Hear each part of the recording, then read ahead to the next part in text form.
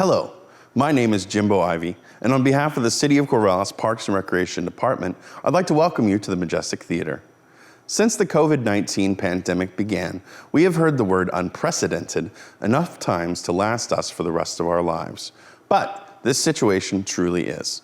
We have canceled dozens of performances, halted creative endeavors that have been in the works for well over a year, and generally slammed the brakes on all local performance art in the name of saving lives. And the sacrifice is real, in terms of dollars, in terms of hours, and in terms of passions put on hold. But we are theater folks, and as we say, the show must go on. Even before we began canceling everything in the whole world, people in our community had already leapt into the Google sphere to, in the words of Jeff Goldblum, find a way. And they have, with a wondrous variety of online performances that we will present to our community each week until we are able to trod the boards at the Majestic once more. For information on how to become involved in this digital Dionysian delight, visit majestic.org or our Facebook page. During these speeches, I always say at some point that you, the patrons, the donors, the actors, the technicians, and musicians are majestic, meaning that the art that we render is born of your dedication and talent. The efforts of many staff and volunteers have went into this performance in a testament to the fact that when presented with literally any problem, even a global catastrophe, theater folks will make it work. So, at this time, we ask that you please turn off all cell phones and please refrain from any flash photography of this performance. In the unlikely event of an additional emergency, please take a moment to locate the exit nearest to you. Thank you for your support of the Majestic Theatre, and we hope you enjoy the show.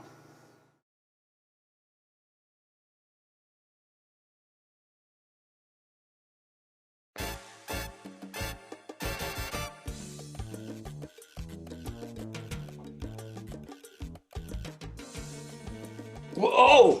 Dude, I didn't notice you, man. Give me a sec.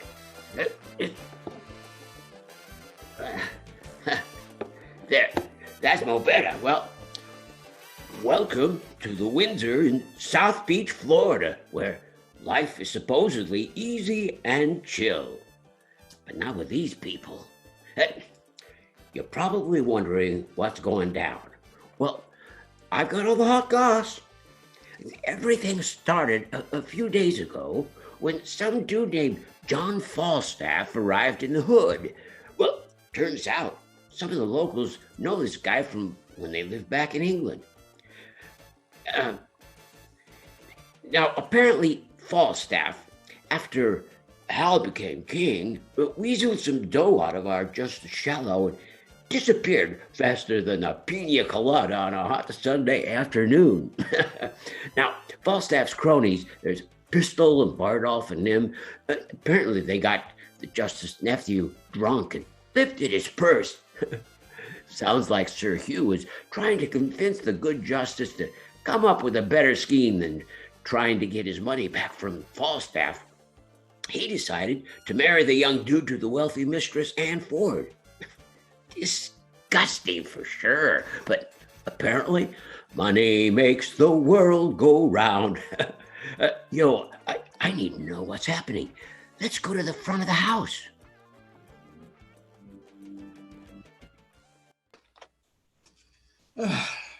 Sir Hugh, persuade me not. I will make a Star Chamber matter of it. If he were 20 Sir John Falstaffs, he shall not abuse Robert Shallow, Esquire. In the county of Gloucester, Justice of Peace. Aye, Cousin Slender. Aye, and a gentleman born master parson who writes himself Armere Giroux in any bill or warrant or quittance or obligation. Armergio. Aye, that I do and have done any time these 300 years. All his successors that came before him hath done, and all his ancestors that come after him may. If Sir John Falstaff hath committed disparagements unto you, I am of the church, and I will be glad to do my benevolence to make atonements and compromises between you. The council shall hear it. It is a riot. It is not meet the council here a riot. There is no fear of God in a riot. Take your vestments in that. Ha! On my life, if I were young again, the sword shall end it. It is better that friends is the sword and end it. There is Anne Page, which is the daughter to Master Thomas Page, which is a pretty virginity. Mistress Anne Page? She has brown hair and talks small, like a woman. It is that very person for all the earl, just you will desire. And 700 pounds of moneys and gold and silver is her grandsire upon his deathbed give, when she is able to overtake 17 years old. It were a good motion if we were to leave our pribbles and prabbles and desire a marriage between Master Abraham and Mistress Anne Page. Did her grandsire leave her 700 pound? Aye, and her father is make her a petter penny. I know the young gentlewoman. She has good gifts. 700 pounds in possibilities is good gifts. Well, let us see, honest Master Page. Is Falstaff there? Shall I tell you a lie? The knight Sir John is there, and I beseech you to be ruled by your well-willers. What ho! God bless your house here. Who's there? Here is God's blessings and your friend, and Justice Shallow, and here young Master Slender, that peradventure shall tell you another tale if matters grow to your likings. I'm glad to see your worship's well. I thank you for my venison, Master Shallow. Master Page, I am glad to see you. Much good it do your good heart. How does good Mistress Page? And I thank you always with my heart. With my heart. Sir, I thank you. Sir, I thank you by yea and no I do. I'm glad to see you, good Master Slender. Is John Falstaff here? Sir, he is within, and would I could do an office between you. It is spoke as Christians ought to speak. He hath wronged me, Master Page. Sir, he doth in some sort confess it. If it be confessed, it is not redressed. Is not that so, Mr. Page? He hath wronged me, indeed he hath. Here comes Sir John. Now, Master Shallow, you complain of me to the king? Knight, you have beaten my men, killed my deer, and broke open my lodge. Ah, but not kissed your keeper's daughter. Cut a pen. This shall be answered. I will answer it straight. I have done all this. Now, that is answered. Good Cabbage, Slender, I broke your head. What matter have you against me? Marry, sir, I have matter in my head against you and against your coney-catching rascals, Bardolph, Nym, and Pistol. You Banbury cheese! Hey, it is no matter. How now, Mephistopheles? Aye, it is no matter.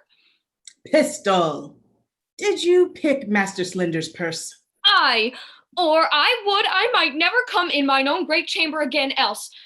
Oh, 7 groats in mill sixpences and 2 Edward shovel boards that cost me 2 shilling and 2 pence a piece of yet miller. By these gloves. Is this true, Pistol? No, it is false if it is a pig purse. Ha! Thou mountain foreigner, Sir John and Mastermind, I combat challenge of this Leighton Bilbo. What of denial, froth and scum, thou liest. By these gloves then 'twas he. Be advised, sir, and pass good humors. I will say merry trap with you. If you run the nut hooks humor on me, that is the very note of it. By this hat then 'twas he in the red face had it. For though I cannot remember what I did when you made me drunk, yet I am not altogether an ass. What say you, Scarlett and John?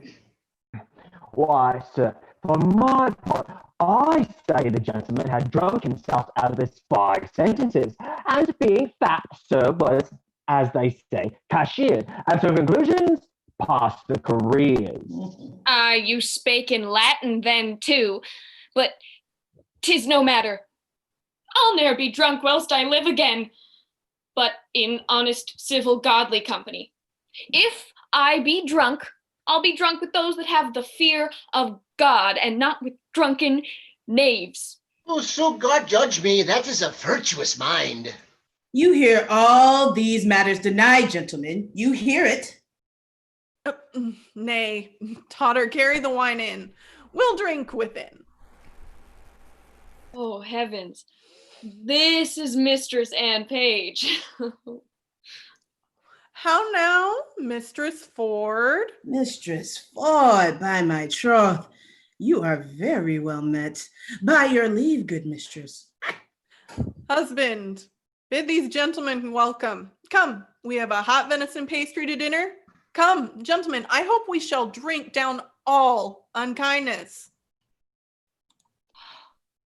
I had rather than 40 shillings I had my book of songs and sonnets here. How now, Simple? Where have you been? I must wait on myself, must I? You have not the book of riddles about, have you?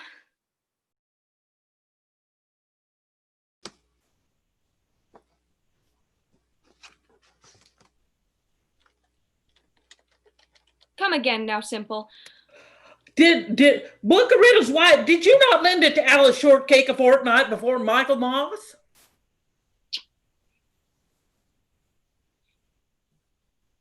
Come, cuz. We stay for you. A word with you, cuz. Marry this, cuz. There is, as 'twere a tender, a kind of tender made afar off by Sir Hugh here. You understand me? Aye, sir.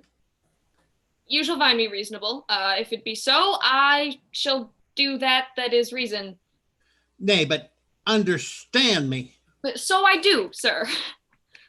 Give ear to his motions, Master Slender. I will description the matter to you, if you be capacity of it. Oh, nay, I will do as my cousin Shallow says. I pray you, pardon me. He's a justice of peace in his country, simple though I stand here. But that is not the question. The question is concerning your marriage. There's the point, sir. Marry, it is the very point of it. To Mistress Anne Page.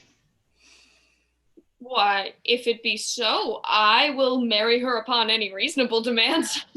But can you affection the omen? Can you carry your goodwill to the maid?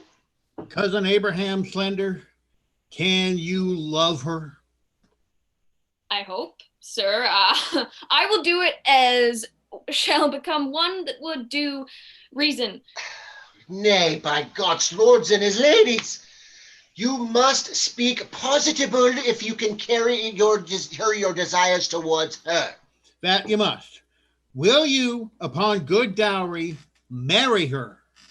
I will marry her, sir, at your request.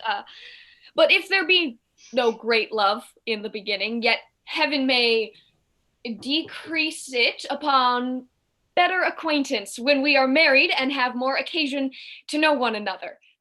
I hope upon familiarity will grow more contempt. But if you say marry her, I will marry her. That I am freely dissolved and dissolutely. It is a very discretion answer. Save the fall is the or dissolutely. The ort is, according to our meaning, resolutely. His meaning is good. I think my cousin meant well. Aye, la. Here comes fair Mistress Anne. Would I young for your sake, Mistress Anne? The dinner is on the table. My father desires your worship's company. I will wait on him, fair Mistress Anne. Odds blessed will, I will not be absent at the grace. Well, to please your worship to come in, sir. Oh, no, I thank you, forsooth, heartily. I'm very well. The dinner attends you, sir. I'm not a hungry. I thank you, forsooth. Go, sirrah, for all you are my man, go wait upon my cousin Shallow. I may not go in without your worship. They will not sit till you come. In faith, I'll eat nothing. I thank you as much as though I did. I pray you, sir, walk in. I had rather walk. Here, I thank you. I bruised my shin the other day, playing at sword and dagger with a master of fence. 3 vinets for a dish of stewed prunes, and by my troth, I cannot abide the smell of hot meat since. Why do your dogs bark so? Be there bears in the town? I think there are, sir. I heard them talked of. I love the sport well, but I shall as soon quarrel as any man in England. You are afraid if you see the bear loose, are you not? Aye, indeed, sir. That's meat and drink to me now. I've seen Sackerson loose 20 times and have taken him by the chain. But I warrant you, the women have so cried and shrieked that it passed. But women, indeed, cannot abide them. They are very ill-favored, rough things. Gentle Master Slender, come. We stay for you. I'll eat nothing, I thank you, sir. By cock and pie, you shall not choose, sir. Come. Nay, pray you, lead the way. Come on, sir. Mistress Anne, you shall yourself go first. Not I, sir. Pray you, keep on. Truly, I will not go first. Truly, la, I will not do you that wrong. I pray you, sir. I'd rather be unmannerly than troublesome. You do yourself wrong, indeed, la. Go your ways and ask of Dr. Caius' house which is the way, and there dwells one Mistress Quickly, which is in the manner of her nurse, or her dry nurse, or her cook, or her laundry, her washer and wringer. Well, sir? Give her this letter, for it is a woman that's altogether acquaintance with Mistress Anne Page, and the letter is to desire and require her to solicit your master's desires to Mistress Anne Page. I pray you be gone. I will make an end of my dinner. There's pippins and cheese to come. Whoa! These guys are worse than the Wolf of Wall Street. I guess an inheritance of 700 pounds is more than enough compensation for what the good justice has lost before. And you can bet your pretty little tush the Slender won't be managing that money. But whatever, dude. I don't know what Falstaff did with the funds he, shall we say, appropriated previously, but he's broke again. And that ain't good, especially during the Rona, needing to shelter at home and stuff. At least he's supposed to, and rent coming up and all, and you should see what that man can eat. A weekly trip to Costco for sure. Let's see what he and his hangers-on are up to. Probably nothing too good. Mine host of the Gata. What says my bully rook? Thou truly, my host, I must turn away some of my followers. Oh, discard bully Hercules, cashier. Let them wag. Trot, trot. I sit at 10 pounds a week. Thou art an emperor, Caesar, Kaiser, and Feezer. Right off. Follow him. A tapster is a good trade. Go, adieu. Whew, I am glad. I am so acquit of this tinderbox. His steps were too open. His flinching was like an unskillful singer. He kept not time. The good humor is to steal at a minute's rest. Convey the wise it called steal. Well, sirs, I am almost out our heels. There's no remedy. I must coney catch. I must shift. Young ravens must have food. Which one of you knows Ford of this town? I ken the wit. He is of substance good. My honest lads, I tell you what I am about. 2 yards and more? Ha! No quips now, pistol. Indeed, I am in the waist 2 yards about it, but I am now about no waste. I am about thrift. Briefly, I do mean to make love to Ford's wife. I spy entertainment in her. She discourses, she gives me the leer of invitation. I can construe the action of her familiar style, and in the hardest voice of her behavior to be English rightly, I am Sir John Falstaff's. He hath studied her will, and translated her will out of honesty into English. The anchor is deep. Let humor pass.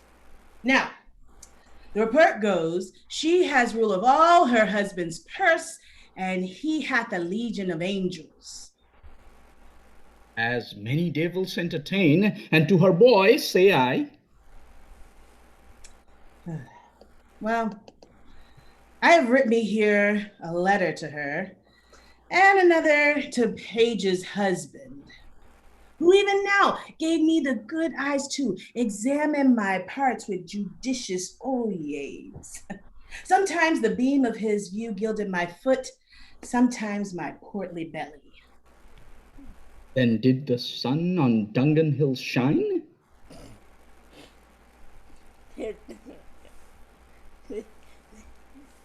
Oh, did he so coarse o'er my exteriors with such a greedy intention that the appetite of his eye did seem to scorch me up like burning glass. He bears the purse too. I will be cheaters to them both, and they shall be exchequers to me. They shall be my East and West Indies, and I'll trade to both of them. Go, bear this letter to Mistress Page, and thou this to Mistress Ford. We will thrive, lads. We will thrive. Shall I Sir Pandurus of Troy become, and by my side wear steel? Then Lucifer, take all. Here, take the humor letter. I will keep behavior of reputation. Hold, Sirrah. You bear these letters tightly. Sail like my pennants to these golden shores. Rogues, hence avance. Vanish like hailstones. Go, trudge. Plod away the hoof. Seek shelter. Pack. Falstaff will learn the humor of the age. French thrifts, you rogues, my skirted and myself page. Let vultures gripe thy guts, for gold and Fulham holds, and high and low beguiles the rich and poor. Jester I'll have in pouch when thou shalt lack, base Phrygian Turk. I have operations which be humors of revenge. Wilt thou revenge? By Wilkin and her star. With wit or steel? With both the humors. I will discuss the humor of this love to Ford. Nigh to Page, shall it unfold how Falstaff whirled vile? His dove will prove, his gold will hold, and his soft couch defile. My humor shall not cool. I will incense Ford to deal with poison. I will possess him with yellowness, for the revolt of mine is dangerous. That is my true humor. Thou art the Mars of malcontents. I second thee. Troop on. Whoa, the plot thickens. I wonder if I should tell Falstaff that Mistress Ford's spouse has a temper hotter than the beach in August. No, this is just too much fun. Nothing else going on around here since everyone is stuck at home. Oh, wait, who's this? Yo, Mistress Quickly, the local rumor mill, and quite the hustler. Probably because her boss, Dr. Caius, is a bit of a penny pincher. She thinks she's totally sick, and she's got this thing for Aunt Page. I think she's a bit too old, and she's got a temper about her, but nobody ever listens to me. Oh, come on, follow me. Let's find out quickly what Quickly's up to. Oh, wait, is that Fenton?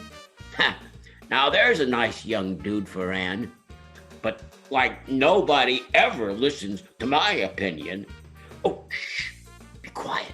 I don't want to get busted. What? John Rugby? John Rugby! I pray thee, go to the casement and see if you can see my mistress, Mistress Dr. Chaos coming. If she do in faith invite anybody in the house, here will be an old abusing of God's patience and the King's English. Go, and we'll have a posset for it soon at night, in faith, at the latter end of a sea coal fire. I'll go watch. An honest, willing, kind fellow as ever servant shall come in house withal. And I warrant you no telltale nor no breed bait. His worst fault is that he is given to prayer. He's something peevish that way, but nobody but us his fault. But let that pass. Peter Simple, you say your name is? Aye, for fault of the better. And Master Slender's your master? Aye, forsooth. Well, heaven send Anne Page no worse fortune. Tell Master Parson Evans I will do what I can for your master. Anne is a good girl, and I wish... Oh, alas, here comes my mistress. We shall all be shent. Run in here, good young man. Go into this closet. She will not stay long. What? John Rugby? Go inquire for my mistress. I doubt she be not well, that she comes not home. At the Copacabana, the hottest spot north of Havana. At the Copa. Oh! What is you saying? I do not like these toys. Where you go and fetch me in my closet, boutia vert, a box, a green box. You intend that I speak? A green box. I, forsooth, I'll fetch it you. I am glad she went not in herself. If she had found the young man, she would have been horn mad. Ma foi, il fait fâchant. Je m'en vais à la cour, la grande affaire. Is it this, madam? Oui, mais là, mon pocket, dépêche. Where is that knave, Rugby? What, John Rugby? John! Here, ma'am. Oh, you are John Rugby, and you are a knave. Come, take your rapier and come after my heel to the court. Is ready, sir, here, on the porch. By my throat, I tarry too long. Off me. Que j'oublie. There are some simples in my closet that I will not for the world shall I leave behind. Me, she'll find the young man there and be mad. Oh, diable, diable! What is in my closet? Villainy, Leon! Rugby, my rapier! Good mistress, be content. Wherefore shall I be content? The young man is an honest man. What shall the honest man do in my closet? There is no honest man that should be in my closet. I beseech you, be not so phlegmatic. Hear the truth of it. He came of an errand to me from Parson Hugh. Well? Aye, forsooth, to desire her to... Peace, I pray you. Speak your tongue, speak your tail. To desire this honest gentlewoman, your maid, to speak a good word to Mistress Anne Page for my master in the way of marriage. This is all indeed law, but I'll never put my finger in the fire and need not. Where you send you? Rugby, buy me some paper. Tell you a little while. I am glad she is so quiet. But notwithstanding that, I'll do you, your master, what good I can. And the very yea and the no is my mistress, for I keep her house, and I wash, wring, brew, bake, scour, dress meat and drink, make the beds, and do all myself. 'Tis a great charge to come under one body's hand. Aye, to be up early and down late. But notwithstanding, to tell you in your ear, my mistress herself is in love with Mistress Anne Page. I know Anne's mind. You, Jacqueline, but give this letter to Sir Hugh. Baga is a challenge. I will cut his throat in the park. You may be gone. It is not good that you tarry here. Baga, I will cut all his 2 stones. Here. Alas, he speaks but for his friend. No matter over that. Do not tell me that I shall have Anne Page for myself. Baga, I will kill the Jacques priest, and I have appointed mine host, the Jarretier, to measure our weapon. Baga, I will have Anne Page for myself. Madam, the maid loves you, and all shall be well. Rugby, come to the court with me. Baga, if I have not Anne Page, I shall turn your head out of my door. Follow my heels, Rugby. You shall have Anne. Fools head of your own. No, I know Anne's mind for that. Never a woman in Windsor knows more of Anne's mind than I do, nor can do more than I do with her, thank heaven. Who's within there? Ho! Who's there, I trow? Come near the house, I pray you. How now, good woman? How dost thou? The better that it pleases your good worship to ask. What news? How does pretty Anne Page? In truth, sir, and she is pretty and honest and gentle, and one that is your friend. I can tell you that, by the way. I praise heaven for it. Shall I do any good, thinkst thou? Shall I not lose my suit? Troth, sir, all is in his hands above.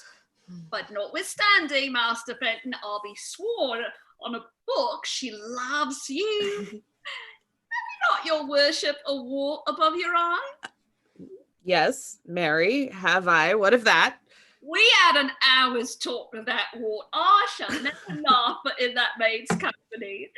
But indeed, she is given too much to melancholy and musing. But for you, well, go to. Well, I shall see her today. Oh, there is money for thee.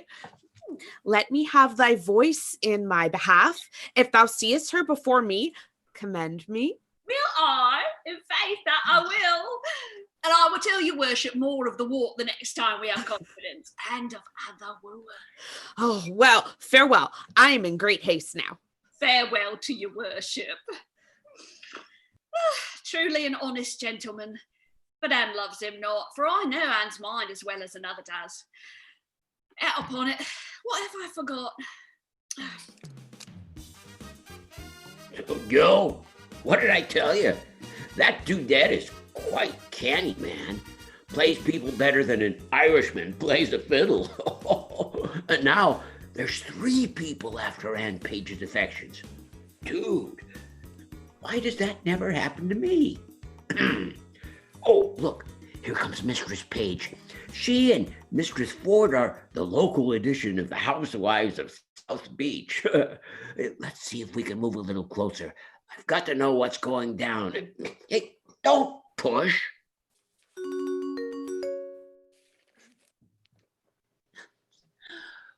What if I escaped love letters in the holiday time of my beauty, and now I'm the subject of them? Let me see. Ask me no reason why I love you. You are not young. No, more am I. Go to then. There's sympathy. You are merry, so am I. Ha ha. Then there's more sympathy. You love sack, and so do I. Would you desire better sympathy? Let it suffice thee. Mistress Page, at the least, if the love of a soldier can suffice, that I love thee, I will not say pity me. 'Tis not a soldier-like phrase, but I say love me, by me, to thy own true knight, by day or night, or any kind of light, with all his might, for thee to fight John Falstaff. John Falstaff? Oh, wicked, wicked world. One that is well nigh worn to pieces with age to show himself a young gallant? What an unweighed behavior hath this Flemish drunkard pick with the devil's name out of my conversation, that he dares in this manner assay me? What he hath not been in thrice in my company. What should I say to him? Why, I'll exhibit a bill in Parliament for the putting down of men. How shall I be revenged on him? For revenged I'll be, as sure as his guts are made of pudding. Mistress Page, oh, trust me, I was going to your house. Oh, and trust me, I was coming to you. You look very ill. Oh, Mistress Page, give me some counsel. What's the matter, woman? Oh, man, if it were not for one trifling respect, I could come to such honor. Hang the trifle, woman. Take the honor. What is it? Dispense with it. What is it? If I would but go to hell for an eternal moment or so, I could be knighted. What? Thou liest. Sir Alice Ford. Burn daylight. Here. Read. Perceive how I might be knighted. I shall think the worst of fat men as long as I have an eye to make difference of men's liking. What tempest I trout through this whale with so many tons of oil in his belly, ashore at Windsor? How shall I be revenged on him? I think the best way were to entertain him with hope till the wicked fire of lust have melted him in his own grease. Did you ever hear the like?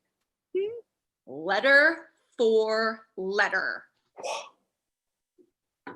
But that name of Page and Ford differs. To thy great comfort in this ministry of ill opinions, here's the twin brother of thy letter. I warrant he hath 1,000 of these letters writ with blank space for different names. Sure, more. Well, I will find you 20 lascivious turtles ere one chase man. Why, this is the very same, the very hand, the very words. What doth he think of us? Nay, I know not. It makes me almost ready to wrangle him with my own honesty. Unless he knows some strain in me that I know not myself, he would never have boarded me in this fury. Oh, boarding, call you it? I'll be sure to keep him above deck. So will I. If he comes under my hatches, I'll never to see again. Let's be revenged on him. Let's appoint him a meeting, give him a show of comfort in his suit, and lead him on with a fine baited delay. Nay, I will consent to act any villainy against him that may not sully our honesty. Oh, that my husband saw this letter, it would give eternal food to his jealousy. Nay,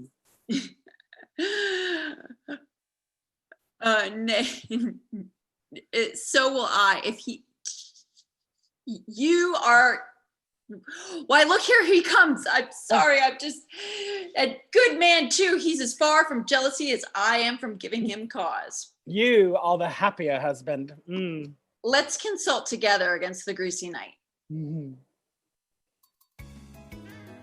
Whoa! So Falstaff is not only scheming, he's working on plan A and plan B at the same time. I mean, it's epic, if not a bit snarky. But I think our merry housewives have this situation well under control. Oh no, here comes Ford. Who was it that said, you can be the moon and still be jealous of the stars? I'll have to look that up. But anyway, that dude has a serious problem trusting his wife, and she sure doesn't deserve it. Judging from the color of his face, he's not having such a great day. Well, I hope it not be so. Hope is a cattle dog in some affairs. Sir John affects thy wife. Why, sir, my wife is not young. He used both high and low, both rich and poor, both young and old, one with another fode. Fode perpend. Of my wife? With liver burning hot. Oh, odious is the name. What name, sir? The horn, I say. Farewell. Take heed, have open eyes, for thieves do afoot by night. Take heed, ere summer comes, our cuckoo birds do sing. Away, carpooling. Believe it, page. He speaks sense. I will be patient. I will find out this.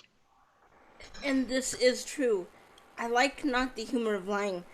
He hath wronged me in some humors. I should have borne the humor letter to her. He loves your husband. There's the short and long. My name is Corporal Nim. I speak and vouch. 'Tis true. Falstaff loves your husband. Adieu. I will seek out Falstaff. I never heard such a drawling, affecting rogue. Well, if I do find it, well. Believe such a scoundrel, though the priest of the town commented him for a true man. 'Twas a good, sensible fellow. Well. How now, Meg? Whither you go, George, hark you. How now, sweet Frank? Why art thou melancholy? Oh, I? Melancholy? I am not melancholy. Get you home. Go. Faith, thou hast some crochets in thy head now. Will you go, Mistress Page? Have with you. You'll come to dinner, George. Look who comes yonder. She shall be our messenger to this paltry night. Trust me, I thought on her. She'll fit it. You are come to see my daughter Anne. Ay, forsooth, and I pray, how does good Mistress Anne? Go in with us and see. We'll have an hour's talk with you. How now, Master Ford? You heard what this knave told me, did you not? Yes, and you heard what the other told me? Do you think there is truth in them? To hell with them. I do not think the knight would offer it. But these that accuse him are, in his intent towards our spouses, are the yoke of his discarded men, very rogues, now they are out of his service. Were they his men? Merry, were they? I like it never the better for that. Does he lie at the Garter? Hi, Mary, does he? If he should intend this voyage towards my husband, I will turn him loose to him, and what he gets more of him than sharp words. I do not misdoubt my wife, but I would be loath to turn them together. A man may be too confident. I cannot be thus satisfied. Look where my ranting host of the Garter comes. There is either liquor in her pate or money in her purse when she looks so merrily. How now, mine host? How now, gentlemen? Cavallero Justice, I say. Oh. I follow, mine host, I follow. Good evening, 20, good Master Page. Master Page, will you go with us? We have sport in hand. Tell him, good Justice. Tell him. Sir, there is a fray to be fought between Sir Hugh, the Welsh priest, and Gaius, the French doctor. Good mine host of the Garter. A word with you. What sayest thou? Will you go with us to behold it? My merry host has had the measuring of their weapons, and I think has appointed them contrary places, for believe me, I hear the parson is no jester. Hark, I will tell you what their sport shall be. Hast thou no suit against my knight, my guest cavalier? None. I protest. But I'll give you a bottle of burnt sack to give me recourse to him and tell him my name is Brooke, only for a jest. My hand, bully. Thou shalt have egress and regress. Said I well? And thy name shall be Brooke. It is a merry night. Will you go, friends? Have with you, mine host. I have heard the Frenchwoman hath good skill in her rapier. Tut, sir. I could have told you more. And these times you must stand on distance. Your passes, your staccatos, and I know not what. 'Tis the heart, Master Page. 'Tis here. I have seen the time with my long sword. Oh, here, boys, here. Shall we wag? Have with you. I had rather hear them scold than fight. No, Page, be a secure fool, and stands so firmly on his husband's frailty, yet I cannot put off my opinion so easily. She was in his company at Page's house, and what they made there I know not. Well, I will look further into it, and I have a disguise to sound Falstaff. If I find her honest, I lose not my labour. If she be otherwise, 'tis labour well bestowed. No, what did I tell you? Jealousy, thy name is Ford. What the poor woman sees him in, I don't know, but whatever. And the good old justice is trying to stir up trouble and arrange for a duel between Sir Hugh and the doctor. Oh, that doesn't bode well.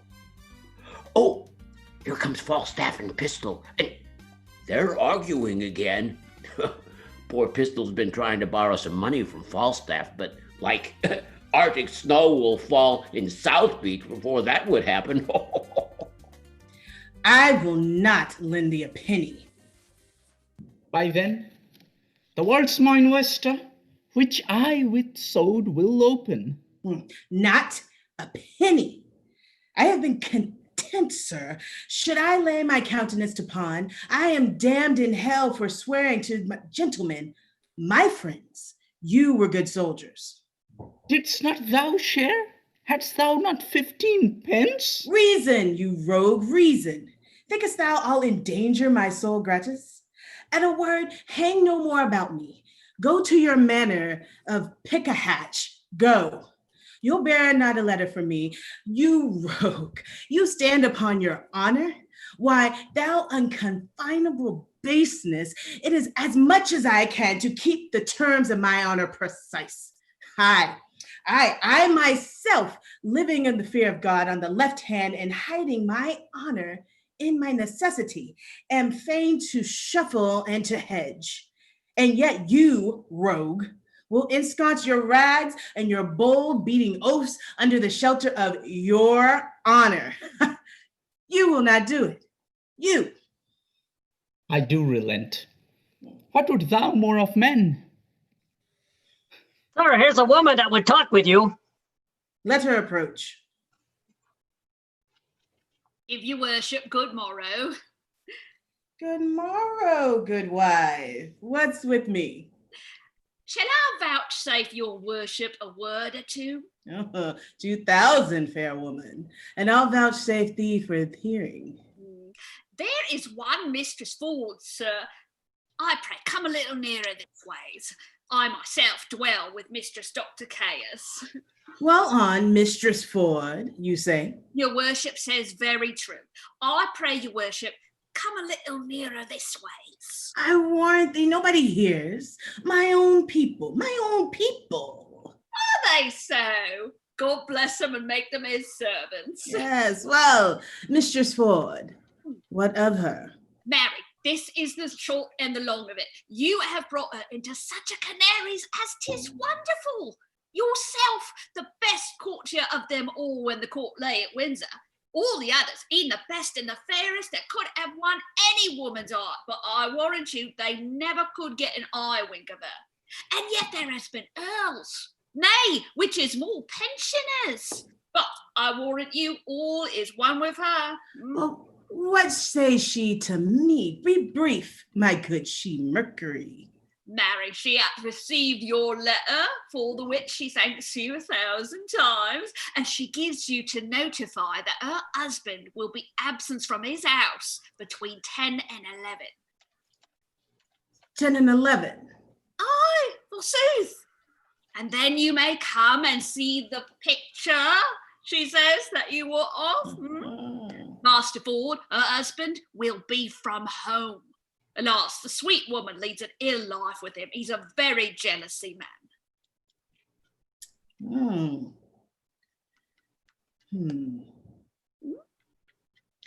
Well, I will visit her. Why, you say well, but I have another messenger to your worship. Mr. Page hath his hearty commendations to you too, and let me tell you in your ear, he's as virtuous a civil modest husband, and one I tell you that will not miss your morning or evening prayer. And he bade me tell your worship that his husband is seldom from home, but he hopes there will come a time. I never knew a man so dote upon a husband. Surely I think you have charms, La. Yes, in truth. I have no charms. Only out my good parts aside. Blessing on your heart for it.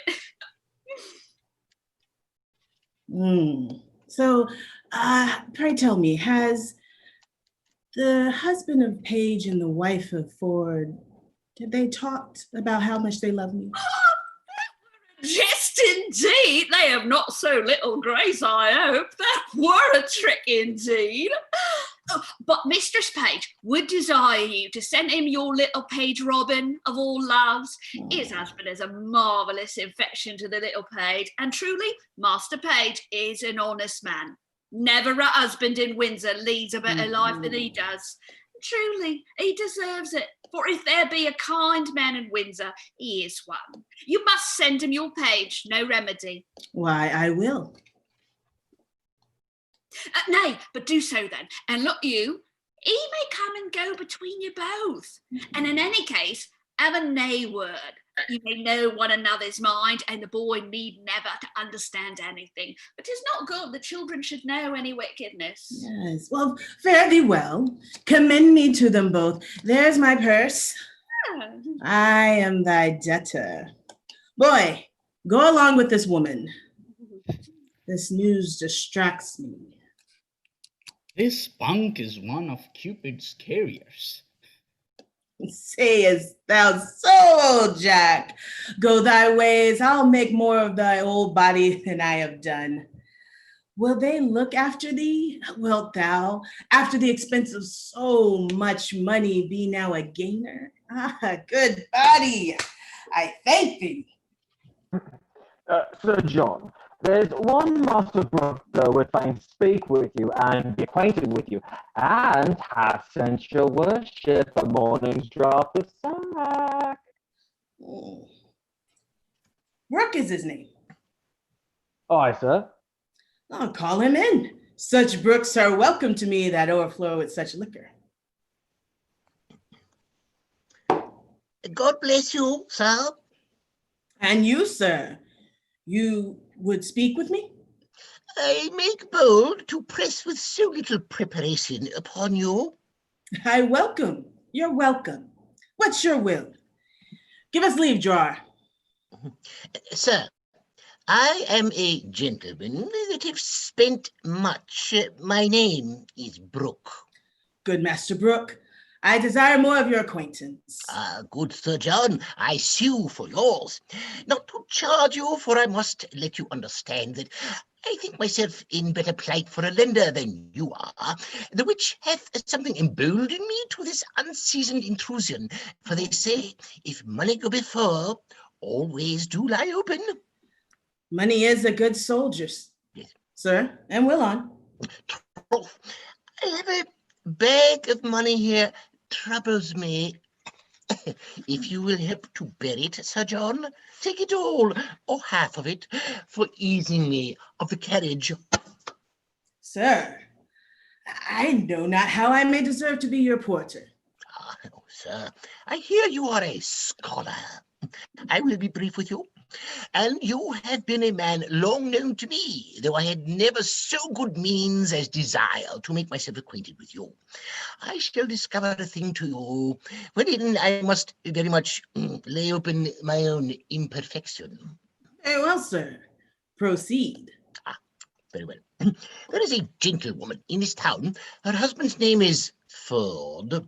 I have long loved her, and I protest to you, bestowed much on her, followed her with a doting observance, engrossed opportunities to meet her, not only brought presents to her, but have given largely to many to know what she would have given. Briefly, I have pursued her as love hath pursued me. Have you received no promise of satisfaction at her hands? Never. Have you importuned her to such a purpose? Never. Of what quality was your love then? Well, like a fair house built on another man's ground, so that I have lost my edifice by mistaking the place where I erected it. To what purpose have you unfolded this to me? Some say, though she appeareth honest to me, yet in other places she enlargeth her mirth so far that there is shrewd construction made of her. Now, Sir John, here is the heart of my purpose. You are a gentleman of excellent breeding, admirable discourse, of great admittance, authentic in your place and person, generally allowed for your many warlike, courtlike, and learned preparations. Oh, sir. No, believe it, for you know it. There is money. There. Spend it. Spend it, spend more, spend all I have. Only give me so much of your time in exchange of it as to lay an amiable siege to the honesty of this Ford's wife. Use your art of wooing. Win her consent to you. If any man may, you may as soon as any. Would it apply well to the vehemency of your affection that I should win what you enjoy? Methinks you prescribe yourself very preposterously. No. Understand my drift. She dwells so securely on the excellence of her honor that the folly of my soul dares not present itself. You see, she is too bright to be looked against. But you, sir, who drive her from the ward of her purity, her reputation, her marriage vow, and 1,000 other her defences, which are now too strongly embattled against me. What say you to it, Sir John? Master Brooke, I will first make bold with your money. Next, give me your hand. And last, I am a gentleman. You shall have, if you will, enjoy Ford's wife. Oh, good sir. I say you shall. Want no money, Sir John. You shall want none. Want no Mistress Ford, Master Brooke. You shall want none. I shall be with her. I may tell you by her own appointment, even as you came in to me, her assistant or go-between parted from me. I say I shall be with her between 10 and 11, for at that time, the jealous rascal knave of her husband will be forth. Come you to me at night, you shall know how I speed.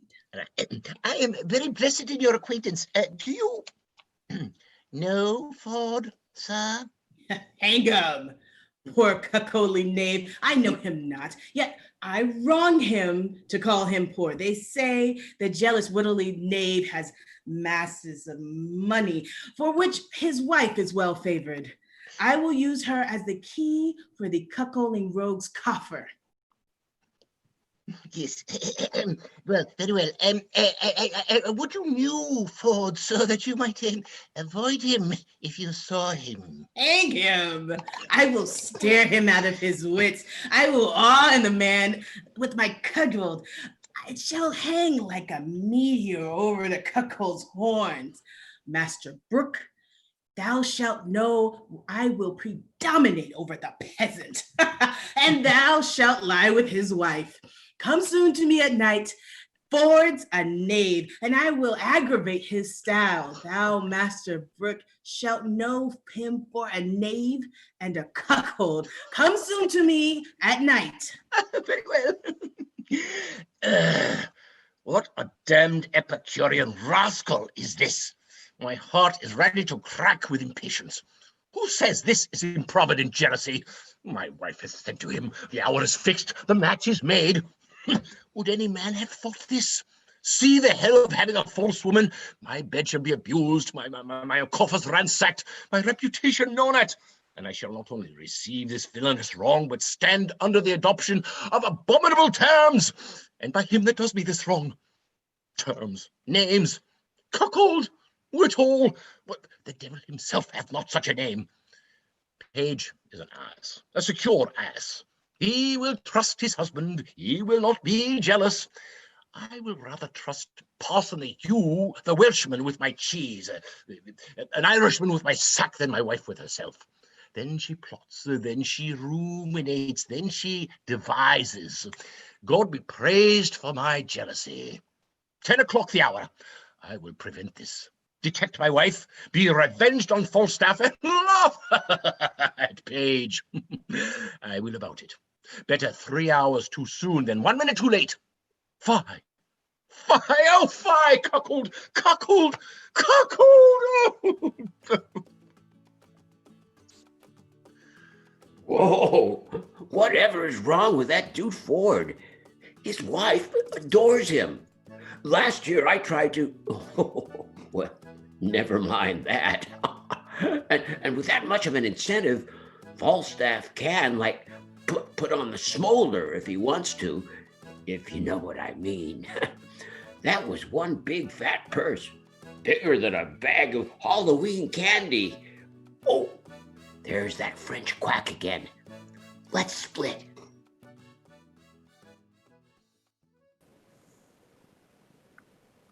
Jacques Rugby? Madam? What is the clock, Jacques? It is past the hour, madam, that Sir Hugh promised to meet. He has saved his soul that he is no come. He has played his Bible that he is no come. Baga, Jacques Rugby, he is dead already if he come. He is wise, madam. He knew your worship would kill him if he came. Baga, the herling is no dead as I will kill him. Take your rapier, Jacques. I will tell you how I will kill him. Oh, alas, madam, I cannot fence. Villainy! Take your rapier. Forbear. Here's company. God bless thee, bully doctor. God save you, Mistress Dr. Caius. How now, good Mistress Doctor? Give you good morrow, madam. What be all you? 1, 2, 3, 4. Here, 4. To see thee fight, to see thee foin, to see thee traverse, to see thee here, to see thee there, to see thy pass, thy punto, thy stock, thy montat. Is he dead? Is he dead, my Francisco? Baga! He is the coward Jacques Priest of the world. He is not show his face. I pray you bear witness that me have stay 6, 7, 2, 3 hours for him, and he is no come. He is the wiser man, Mistress Doctor. He is a curer of souls, and you a curer of bodies. If you should fight, you're going against the hair of your profession. Is it not true, Master Page? Master Shallow, you have yourself been a great fighter, though now a man of peace. Mistress Dr. Caius, I am come to fetch you home. I am sworn of the peace. You have showed yourself a wise physician, and Sir Hugh has shown himself a wise and patient churchman. You must go with me, Mistress Doctor. Pardon, guest justice, and moreover, bully. But first, Master Guest and Master Page and eke, Cavallero Slender, go you through the town to Frogmore. Sir Hugh is there, is he? He is there. See what humor he is in, and I will bring the doctor about the fields. Will it do well? We will do it. Baga, maybe Kill the priest, for he speak like a jackanapes to an page. Let him die. Cease thy impatience. Throw cold water on thy choler. Go about the fields with me through Frogmore. I will bring thee where Mistress Anne Page is, at a farmhouse of feasting, and thou shalt woo her. Said I well? Baga, me thank you for that. Baga, I love you. I shall procure you the good guest, the earl, the knight, the lords, the gentlemen, my patience. For the which I will be thy adversary toward Anne Page. Said I well? Baga, 'tis good. Well said. Let us wag then. Come at thy heels, Jack Rugby.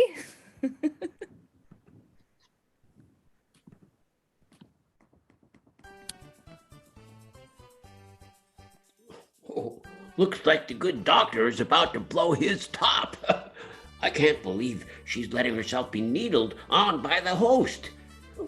Let's follow them to Frogmore and see who lives and who wipes out. This day is getting more gnarly by the minute. It's far better than horse racing. Oh, bless my soul, how full of chollers I am, and trembling of mind. Oh, I shall be glad if he have deceived me. How melancholy I am. Oh, I will show him. Oh, bless my soul. Oh, Mandy, you came and you gave without taking. But I sent you away, oh, Mandy. Oh, well, you kissed me and stopped me from shaking. And I need you today, oh, Mandy. Oh, mercy me, I have great dispositions to cry. Yonder he is, coming this way, Sir Hugh. He's welcome. Well, you kissed me and stopped me from shaking. Oh, heaven prosper the right. What weapons is he? No weapon, sir. There comes my master, Master Shallow, and another gentleman from Frogmore over the stile this way. Hi now, Master Parson. Good morrow, good Sir Hugh. Sweet Anne Page. God save you, good Sir Hugh. God bless you all from his mercy's sake, all of you. We have come to do you a good office, Master Parson. Very well. What is it? Yonder is most revered noblewoman who, belike having received a wrong by some person, is at most odds with her own gravity and patience that ever you saw. What is she? I think you know her, Mistress Dr. Caius, the renowned French physician. Oh, God's will and his passion of my heart. Oh, I had life as you would tell me of a mess of porridge. Why? She had no more knowledge in Hippocrates and Galen. And she is a knave besides, a cowardly knave, as you would desire to be acquainted withal. I warned you, he's the man should fight with her. Oh, sweet Anne Page. It appears so by his weapons. Keep them asunder. Here comes Dr. Caius. Nay, good Master Parson, keep in your weapon. So do you, Mistress Doctor. Disarm them and let them question. Let them keep their limbs whole. I pray you, let me speak a word in your ear. Therefore will you not meet me? Pray you, sir, use your patience. In good time. Baga, you are the coward, the jackdog, Jean-Ape. Pray you, let us not be laughingstocks to other men's humors. I desire you in friendship, and I will one way or another make you amends. Oh, by Jesu, I will gnaw your urinal about your knave's coxcomb. Diable! Jacques Rugby, mine host de Jartier, have I not stayed far to kill him? Have I not at the place did I appoint? I am a Christian soul. Now look you, this is the place appointed. I'll be judgment by mine host of the garter. Peace, I say. Gala and Gaul, French and Welsh, soul cure and body cure. Hear mine host of the garter. Shall I lose my doctor? No, she gives me the potions and the motions. Shall I lose my parson, my priest, my Sir Hugh? No, he gives me the proverbs and the no-verbs. Give me thy hand, terrestrial. So, give me thy hand, celestial. So, people of art, I have deceived you both. I have directed you to wrong places. Oh, your hearts are mighty, your skins are whole. Come, lay their swords to pawn. Follow me, people of peace. Follow, follow.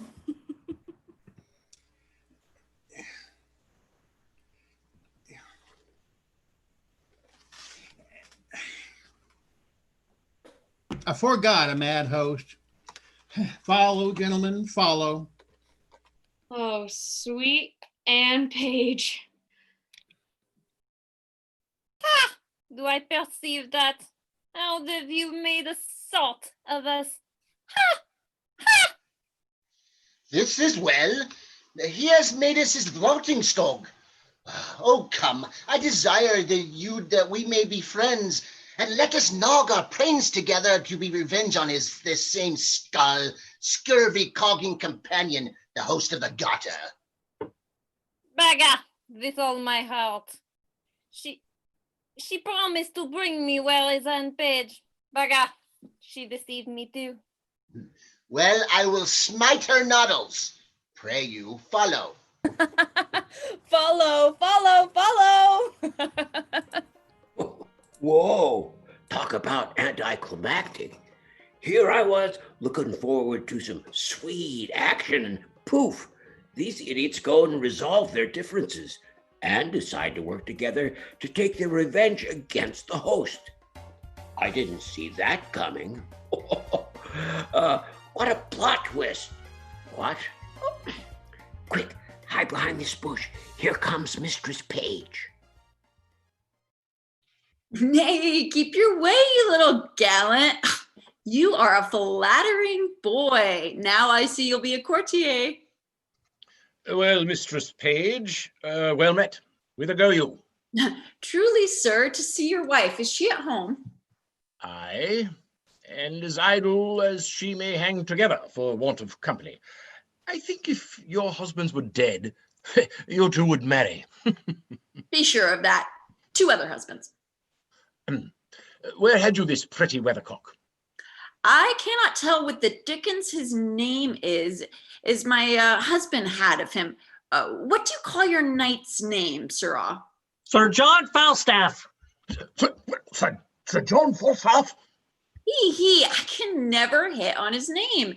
There's such a league between my good man and he. Is your wife at home indeed? Indeed, she is. By your leave, sir, I am sick until I see her. Has Page any brains? Hath he any eyes? Hath he any thinking? Sure they sleep, for he hath no use of them. He pieces out his husband's inclination, he gives him folly and motion and advantage. And now he's going to my wife, and Falstaff's boy with her. Good plots they are laid, and our revolted spouses share damnation together. Well, I will take him. Then torture my wife. Pluck the borrowed veil of modesty from the so-seeming Mistress Page. Divulge Page himself for a secure and wilful cuckold, and to these violent proceedings all my neighbours shall cry, aim! The clock gives me my cue, and my assurance bids me search. There I shall find Falstaff. I shall be rather praised for this than mocked, for it is as positive as the earth is firm that Falstaff is there. I will go. Master Ford. Well met, Master Well Ford. met, Master Ford. Trust me, a good knot, a good knot. I have good cheer at home, and I pray you all go with me. I must excuse myself, Master Ford. And so must I, sir. We have appointed to dine with Mistress Anne, and I would not break with her for more money than I'll speak of. We have lingered about a match between Anne Page and my cousin Slender, and this day we shall have our answer. I hope I have your goodwill, Father Page. You have, Master Slender. I stand wholly for you. But my husband, Mistress Doctor, is for you altogether. I, beggar, and the maid loves me. My nurse quickly tell me so. Master Page, what say you of young Master Fenton? He capers, he dances, he has eyes of youth and writes verses. Not by my consent, I promise you. The gentleman is of no having. He is of too high a region. He knows too much. No, he shall not knit a knot in his fortunes with the finger of my substance. If he take her, let him take her simply. The wealth I have waits on my consent, and my consent goes not that way. I beseech you heartily, some of you go home with me to dinner. Besides your cheer, you shall have sport. I will show you a monster. Mr. Doctor, you shall go. So shall you, Master Page, and you, Sir Hugh. Well, fare you well. Go home, John Rugby. I come anon. Farewell, my hearts. I will to my honest knight Falstaff and drink sack with him. I think I shall drink pipe wine first with him. I'll make him dance. Will you go, gentles? Have with you to see this monster. Poor Anne. Dude, they're haggling over her like a milch cow at a Texas cattle market. Hey, has anyone ever thought of asking her what she wants? Well, at least they're still all in one piece. Oh, they're on the move. Come on. I got to see this. What, John? What, Robert? Quickly, it's the butt basket. I won't. What, Robert, I say? Come. Here, set it down. Give your men the charge. We must be brief. Mary, as I told you before, John and Robert, be ready here hard by in the brew house. And when I suddenly call you, come forth, and without any pause or staggering, take this basket on your shoulders. That done, trudge with it in all haste and carry it among the whistlers in Datchet Mead, and there empty it into the muddy ditch close by the Thames side. Oh, how now, my eyes musket. What news with you? My master, Sir John, has come at your back door, Mrs. Ford, and requests your company. You little Jacqueline. Have you been true to us? I'll be sworn. My master knows not of you being here. Thou art a good boy. I'll go hide me. Do so. Go tell thy master I am alone. Now, Mistress Page, remember you your cue. I warrant thee. If I do not act it, hiss at me. Go to then. We'll use this unwholesome humidity, that gross, watery Pumpion. We'll teach him to know turtles from jays. Have I caught thee, my heavenly jewel? Now let me die, for I have lived long. This is the period of my ambition. Oh, this blessed hour. Oh, sweet Sir John. Mistress Ford, I cannot cog, I cannot prate. Mistress Ford, now let me die in my wish. I would thy husband were dead. I'll speak it before the best Lord. I would make you my lady. I, your lady, Sir John? Oh, alas, I should be a pitiful lady. Let the court of France show me another. I see how thine eye would emulate the diamond. Thou hast the right arc beauty and the ship tire, or any tire of any Venetian admittance. Oh, a plain kerchief, Sir John. My brows become nothing else, nor that well neither. Thou art a tyrant to say so. Thou wouldst make an absolute courtier. The firm fixture of thy foot would give an excellent motion to thy gait in a semicircle. Thou canst hide it. Oh, believe me, there's no such thing in me.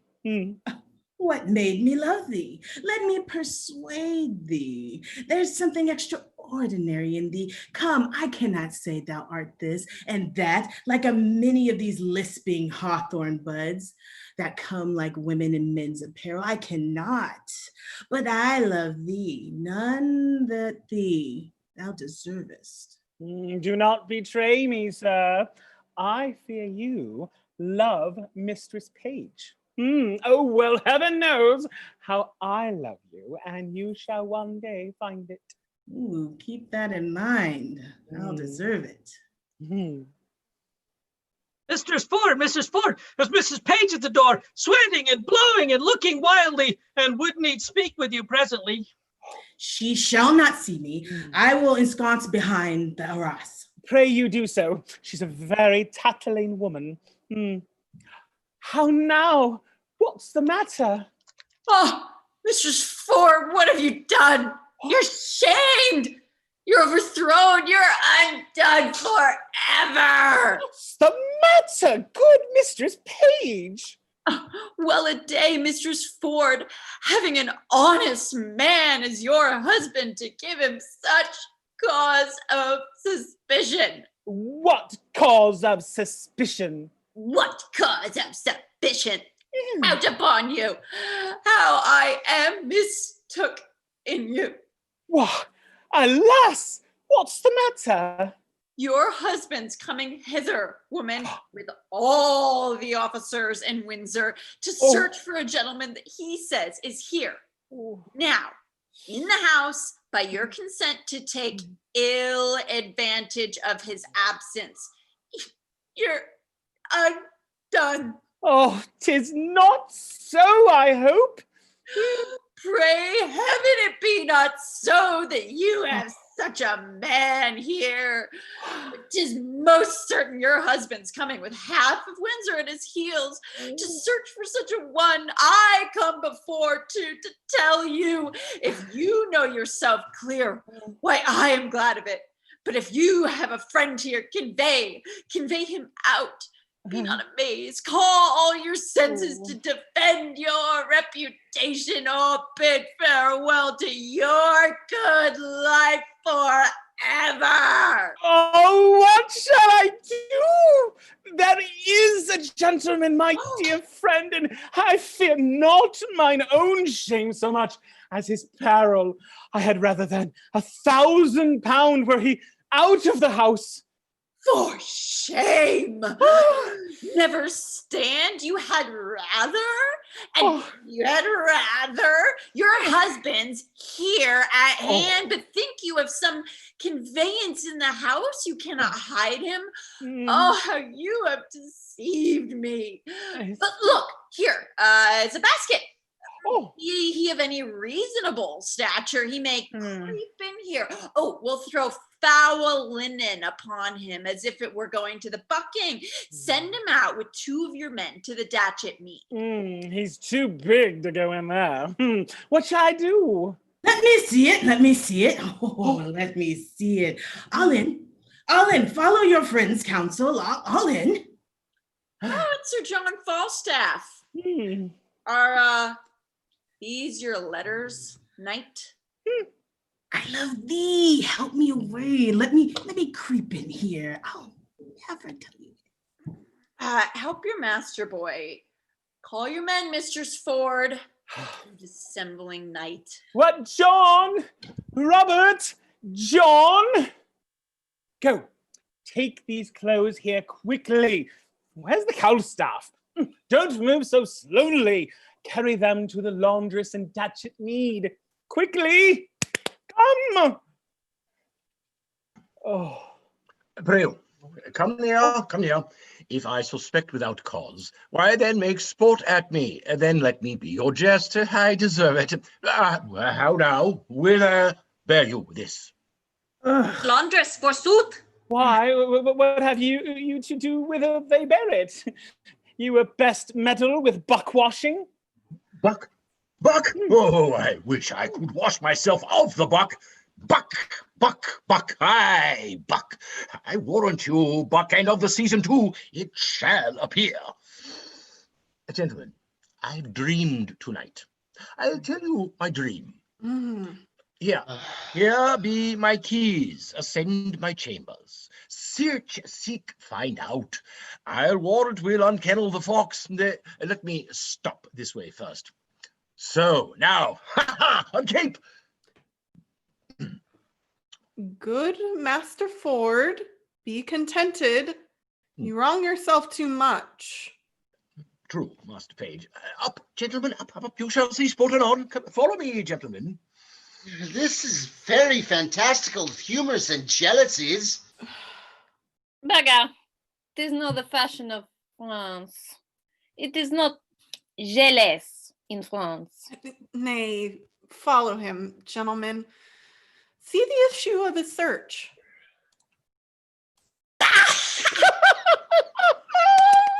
Not a double excellency in this. I know not which pleases me better, that my husband is deceived, or Sir John.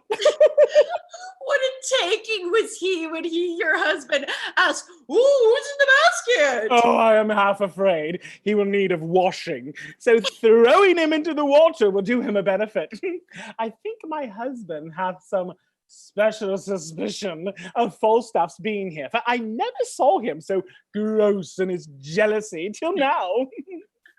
I will lay a plot to try that, and we will yet have more tricks with Falstaff. His dissolute disease will scarce obey this medicine.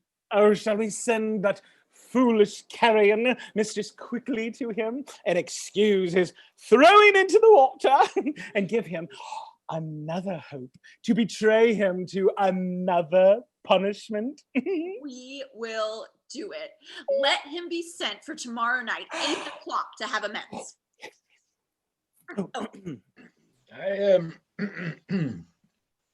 I cannot find him. Maybe the knave bragged of that he could not compass. Heard you that? You use me well, Master Ford, do you? I do so. Heaven make you better than your thoughts. Amen.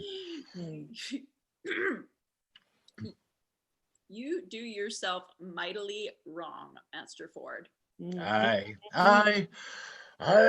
must bear it. If there be any putty in the house and in the chambers and in the coffers and in the presses, heaven forgive my sins at the day of judgment. Baga, no right too. There is nobody's. Fine. Master Ford, are you not ashamed? What devil suggested this imagination? I would not have your distemper in this kind for the wealth of Windsor. It is my fault, Master Page. I suffer for it. Your wife is as honest a omens as I will desires among 5,000. Back off! I see. 'Tis an honest woman. Well, I promised you a dinner. Come. Walk in the park. I pray you, pardon me. I will hereafter make known to you why I have done this. Come, wife. Come, Mistress Page. I pray you, pardon me. Pray heartily, pardon me. Let us go in, gentlemen, but trust me, we'll mock him. I do invite you tomorrow morning to my house to breakfast after we'll a-birding together, and I have a fine hawk for the bush. Shall it be so? Anything. If there is one, I shall make 2 in the company. If there'll be 1 or 2, I shall make a 3rd. Pray you, go, Master Page.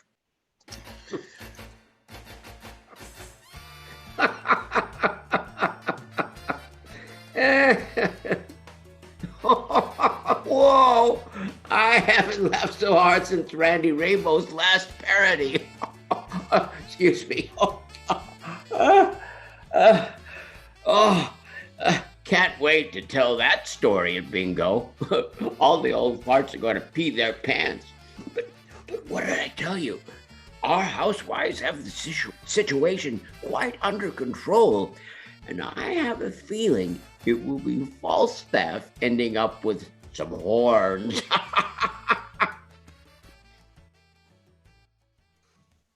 I see I cannot get thy father's love. Therefore, no more turn me to him, sweet Nan. Alas, how then? Why, thou must be thyself. He doth object I am too great of birth, and that my state being galled with my expense, I seek to heal it only by his wealth. Besides these other bars he lays before me, my riots past, my wild societies, and tells me 'tis a thing impossible that I should love thee but as a property. Maybe he tells you true. No, heaven so speed me in my time to come. Albeit, I will confess, thy father's wealth was the first motive that I wooed thee, Anne. Yet, wooing thee, I found thee of more value than stamps in gold or sums in sealed bags, and 'tis the very riches of thyself that I now aim at. Oh, gentle Master Fenton, yet seek my father's love. Still seek it, sir. If opportunity and humble suit cannot attain it, why then hark you hither.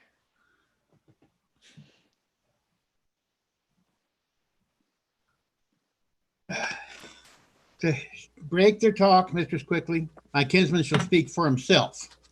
Be not dismayed. No, she shall not dismay me. I care not for that, but that I am afeard. Okay, Master Slender would speak a word with you. I come to him. This is my father's choice. Oh, what a world of vile, ill-flavored faults looks handsome in 300 pounds a year. And how does good Master Fenton? Pray you, a word with you. She's coming. To her, cuz. Oh boy, thou hadst a father. I had a father, Mistress Anne. My uncle can tell you good jests of him. Pray you, uncle, tell Mistress Anne the jest how my father stole 2 geese out of a pen, good uncle. Mistress Anne, my cousin loves you. Aye, that I do, as well as I love any woman in Windsor. He will maintain you like a gentlewoman. Aye, that I will come cut and long tail under the degree of a squire. He will make you 150 pounds jointure. Master Shallow, let him woo for himself. Mary, I thank you for it. I thank you for that good comfort. She calls you, cuz. I'll leave you. Now, Master Slender. Now, Mistress Anne. What is your will? My will? God's heartlings, that's a pretty jest indeed. I ne'er made my will yet, I thank heaven. I'm not such a sickly creature, I give heaven praise. I mean, Master Slender, what would you with me? Truly, for mine own part, I would little or nothing with you. Your father and my uncle have made motions. You may ask your father. Here he comes. Now, Master Slender, love him, daughter Anne. Why, how now? What does Master Fenton here?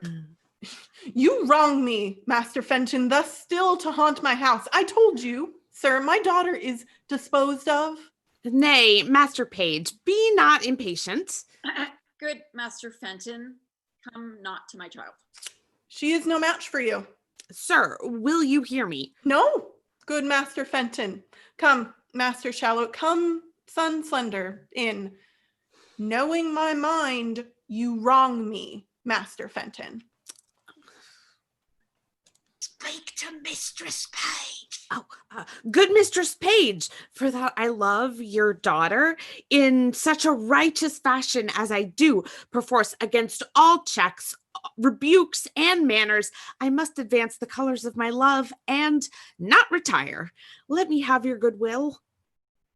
Good mother, do not marry me to yon fool. Not I seek you a better husband. That's my mistress, Mistress Doctor. Alas, I'd rather be set quicketh the earth and bowled to death with turnips. I'm not. Trouble yourself. Good Master Fenton, I will not be your friend, nor enemy. My daughter, I will question how she loves you, and as I find her, so I am affected. Till then, farewell. She must needs go. Her father will be angry. Farewell, gentle mistress. Farewell, Nan. This is my doing now. Nay, said I, will you cast away your child on a fool and a physician? Oh God, Master Fenton, this is my doing. I thank thee, and I pray thee, once tonight, give my sweet Nan this ring. Oh, that's for thy pains. Now Evan send thee good fortune. Kind heart he hath. A woman would run through fire and water for such a kind heart. But yet I would my mistress had Mistress Anne. Or I would Master Slender had her. Or in sooth, I would Master Fenton had her. I will do what I can for them all three, for so I have promised, and I'll be as good as my word. But speciously for Master Fenton. Well, I must have another errand to Sir John Falstaff from my two mistresses. What a beast am I to slack it. Yo, and the surprises just keep coming. Looks like Mistress Anne has finally found her backbone. Good for her. Although I can't help but wonder if Fenton really loves her now and not her money. I guess we'll find out. But that mistress quickly. A ring here, some money there, and promises she can't possibly hope to keep to all of them. She'll be in hotter water than my jacuzzi. Oh, look what the cat dragged in. That isn't Falstaff. Oh, looks quite a bit worse for the wear. Right off, I say. Yes, sir. Oh! Go fetch me a quarter sack. Put it in toast. Have I lived to be carried in a basket like a barrel of butcher's offal and to be thrown in the Thames? Well, if I serve such another trick, I'll have my brains taken out and buttered and give them to a dog for a New Year's gift. Sploods. The rogue slighted me into the river with little remorse as they would drown a blind bitch's puppies, 15 of the litter.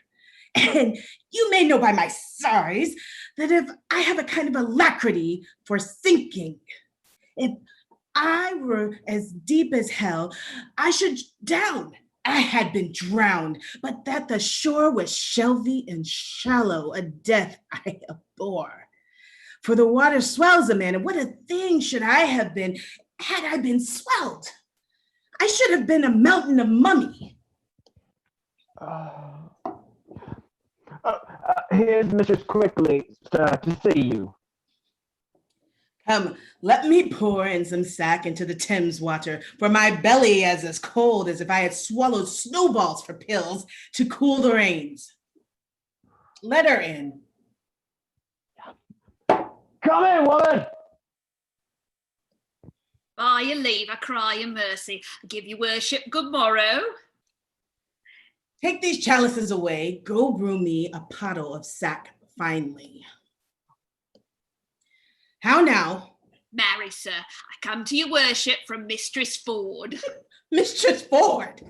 I have had Ford enough. I was thrown into the Ford. I have a belly full of Ford. Alas the day, good art, that was not her fault. She does so take on with her men, they mistook their erection. So did I mine, to build upon a foolish woman's promise. Well, she laments, sir, for it, that it would yearn your heart to see it.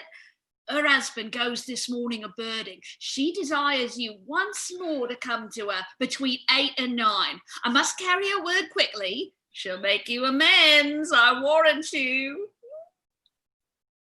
Well, I will visit her, tell her so, and bid her to think what a man is.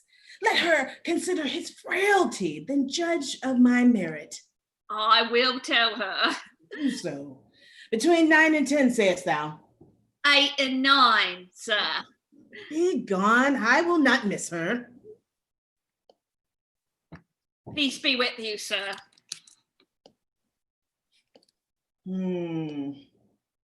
I marvel I not hear of Master Brooke. He sent me word to stay within. I like his money well. Ah, here he comes. Bless you, sir. Now, Master Brooke, you come to know what hath passed between me and Ford's wife. That indeed, sir, is my business. Master Brooke, I will not lie to you. I was at her house the hour she appointed me. Oh, and sped you, sir? Very ill-favored, Master Brooke. Oh, how so, sir? Did she change her determination? No, Master Brooke, but her husband, Master Brooke, dwelling in the continual alarm of jealousy, comes me in an instant of our encounter, after we embraced and kissed and protest, as it were, spoke of the prologue of our comedy, and at his heels a rabble of his companions, thither provoke and instigate by his distemper, and forsooth to search the house for his wife's love. What? When you were there? While I was there. Oh, and did he search for you and could not find you? You shall hear. As luck would have it, comes in one Mistress Page, gives good intelligence to Ford's approach, and in his invention and Ford's wife's distraction, they conveyed me in a buck basket. Oh, a buck basket? By my lord, a buck basket. Rammed me in with foul shirts and smocks and socks and foul stockings and greasy napkins that, Master Brooke, there was such the rankest compound of villainous smell that ever from nostril. Oh, and how long lay you there? Nay, you shall hear, Master Brooke, what I have suffered to bring this woman to evil for your good. Being thus crammed in the basket, a couple of Ford's knaves were called forth by their mistress to carry me in the name of foul clothes to Datchet Lane. They took me on their shoulders, met the jealous knave, their master, at the door, who asked once or twice what they had in the basket. I quaked for fear lest the lunatic knave would have searched it, but fate ordained he should have been a cuckold held his hand. Well, on we went for a search, and away went I for foul clothes. I was more than half stewed in grease and like a Dutch dish to be thrown into the Thames and cooled, glowing hot and surged like a horseshoe. Think of that. Sissing hot. Think of that, Master Brooke. Oh, in good sadness, sir, I am sorry for my sake that you have suffered all this. My suiting is desperate. You'll undertake no more?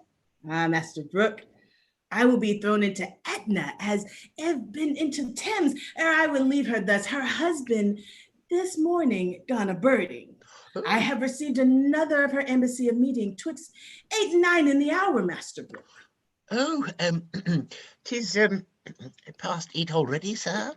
Is it? Well then, address me to my appointment. Adieu. You shall have her, Master Brooke. You shall cuckold Ford.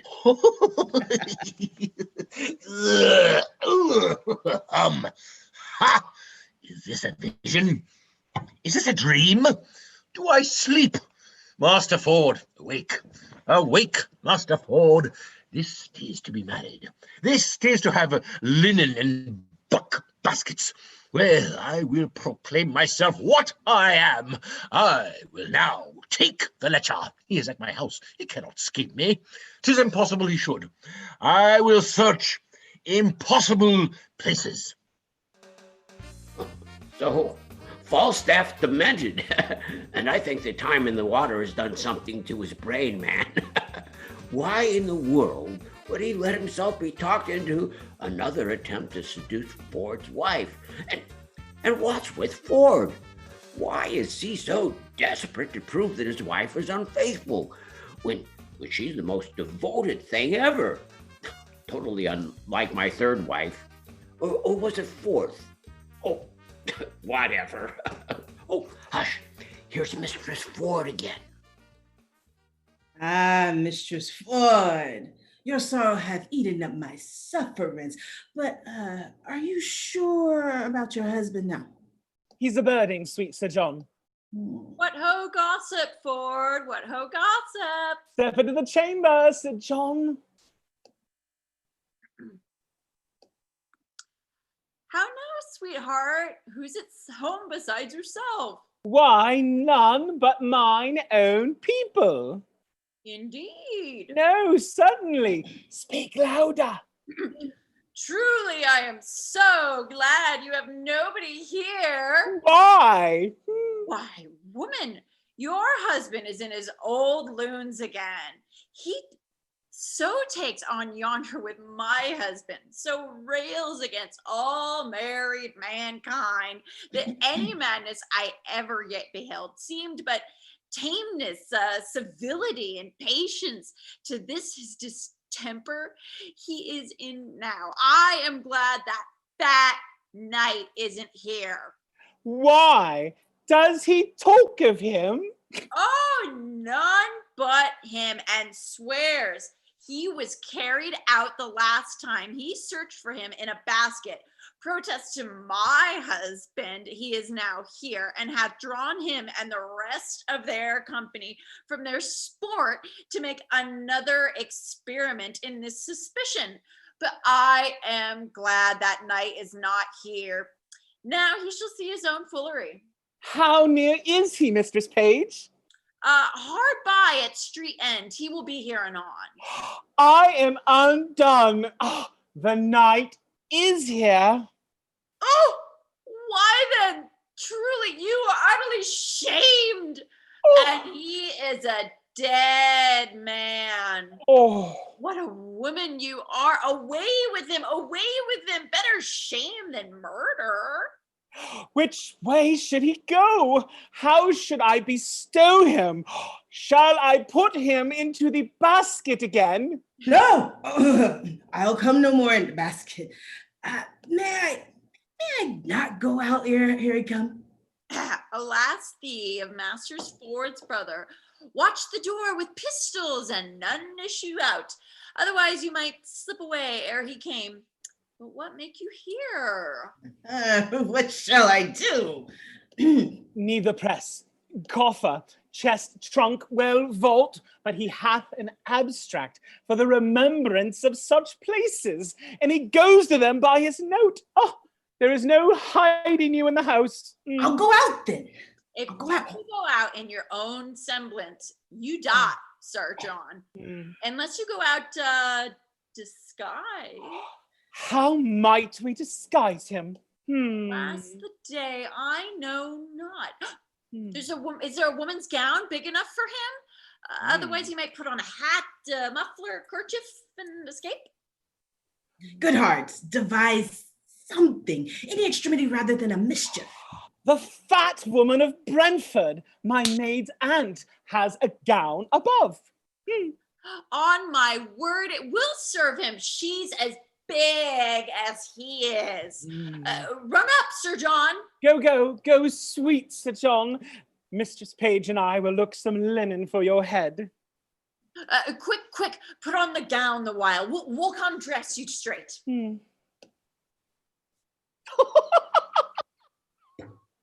I would my husband would meet him in this shape. He cannot abide the old woman of Brentford. He swears she's a witch. Forbade her from my house and half threatened to beat her. But is my husband coming? He is, and talks of the basket too. Whosoever he hath had intelligence. Oh, we'll try that. For I'll appoint my men to carry the basket again, to meet him at the door, just as they did the last time. Nay, but he'll be here presently. Let's go dress him like the old witch of Brentford. Oh, first I'll direct my men what they should do with the basket. Come in, I'll bring linen for him straight. Hang him, dishonest varlet. We cannot misuse him enough. We'll leave proof that by which we do, wives be merry and yet honest too. Go, sirs, take the basket again on your shoulders. Your master is hard at door. If he bids you set it down, obey him. Quickly, dispatch. Come, take it up. I hope not. I had lief as bear so much lead. Aye, but if it prove true, Master Page, have you any way then to unfool me again? Set down the basket, villain. Somebody call my wife. Youth in a basket. Oh, you ponderly rascals, there's a conspiracy against me. Now the devil shall be shame. What, wife, I say, come forth, come forth. Behold what honest clothes you send forth to bleaching. Why, this passes, Master Ford. You are not to go loose any longer. You must be pinioned. Why, this is lunatics. This is mad as a mad dog. Indeed, Master Ford. This is not well, indeed. So say I too, sir. Come hither, Mistress Ford. Mistress Ford, the honest woman, the modest wife, the virtuous creature that hath the jealous fool to her husband. I suspect without cause, mistress, do I? Heaven be my witness, you do, if you suspect me in any dishonesty. Well said, brazen face. Hold it out. Come forth, sirrah. This passes. Are you not ashamed? Let the clothes alone. Oh, no, I shall find you anon. 'Tis unreasonable. Will you take up your wife's clothes? Come, away. Empty the basket, I say. Why, man, why? Master Page, as I am a man, there was one conveyed out of my house yesterday in this basket. Why may not he be there again? In my house, I am sure he is. My intelligence is true. My jealousy is reasonable. Pluck me out all the linen. If you find a man there, he shall die a flea's death. Here's no man. By my fidelity, this is not well, Master Ford. This wrongs you. Master Ford, you must pray and not follow the imaginations of your own heart. This is jealousies. Well, he's not here that I seek for. No, nor nowhere else but in your brain. Help me to search my house this one time. If I find not what I seek, show no colour for my extremity. Satisfy me once more. Search with me. What ho, Mistress Page? Come you and the old woman down. My husband will come into the chamber. Old woman? What old woman's that? Why, it's my maid's aunt of Brentford. A witch! A queen! An old cozening strumpet! Have I not forbid her my house? She comes of errands, does she? We are simple men. We do not know what's brought to pass under the profession of fortune-telling. She works by charms and by spells beyond our element. Come down, you witch! You hag, you! Come down, I say! Nay, good sweet husband! Good gentlemen, let him not strike the old woman. Come, Mother Pratt, give me your hand. Oh, I'll prat her. Oh, there. Out of my door, you witch. Poke at you, you runyon. Out. I'll conjure you. I'll fortune tell you. Are you not ashamed? I think you've killed the poor woman. Nay, he will do it. 'Tis a goodly credit for you. Hang her, witch. I think a woman is a witch indeed. I like not when a woman has a great beard. I spy a great beard under her muffler. Will you follow, gentlemen? I beseech you, follow. See but the issue of my jealousy. Let's obey his humor a little further. Come, gentlemen.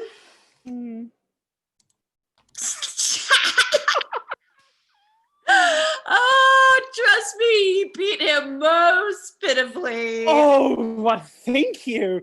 May we, with the warrant of womanhood and the witness of a good conscience, pursue him with any further revenge? The spirit of wantonness is sure scared out of him. Shall we tell our husbands how we have it served him? Yea, by all means, if it be to scrape the figures out of your husband's brains. Whoa, dude. This is getting gnarlier by the minute. Did you see poor Falstaff having to dress up as a person Ford hates and getting his patootie whopped? I don't think I've seen Ford wearing that particular shade of red on his face. Dude, I'd pay money for such fun every day. But come on, we're missing all the fun. 'Tis one of the best discretions of a woman I ever did look upon. Did he send you both these letters at an instant? In a quarter of an hour. Pardon me, wife. Henceforth, do what thou wilt. I rather will suspect the son with cold than thee with wantonness. Now doth my honour stand in him that was of late an heretic, as firm as faith.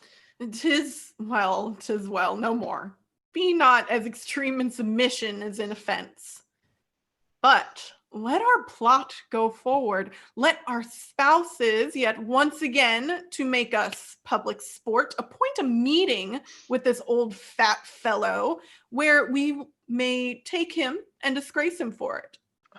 There is no better way than that they spoke of.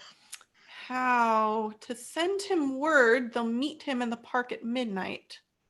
Fie, he'll never come. Devise but how you'll use him when he comes, and let us two devise to bring him thither. There is an old tale that the Hearn's hunter, sometimes a keeper here in the Windsor forest, doth at wintertime, at still midnight, walk around about an oak with great ragged horns and shakes a chain in a most hideous and dreadful manner.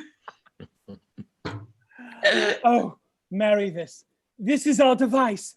That Falstaff at that oak shall meet with us. Well, let it not be doubted, but he'll come. And in this shape, when you have brought him thither, what shall be done with him? What is your plot? That likewise we have thought upon, and thus Nan Page, my daughter, and some townsfolk dressed like urchins, oufs, and fairies, green and white, with waxen tapers and rattles in their hands. Upon a sudden, as Falstaff, she and I are newly met, let them forth the swaw pit rush forth with some diffused song. Upon their sight, we too in the great amazedness will fly. Then the knight will encircle him about, and the fairy and the pinch the unclean knight and ask him why that hour of fairy revel in their so scared path he dares to tread in the shape profane. The truth being known, we'll present ourselves, dehorn the spirit, and mock him home to Windsor. The people must be practiced well to this. That will be excellent. I'll go buy them wizards. Mine Anne shall be the queen of all the fairies, finely attired in a robe of white. That silk will I go buy, and in that time shall Master Slender steal my Nan away and marry her at Eton.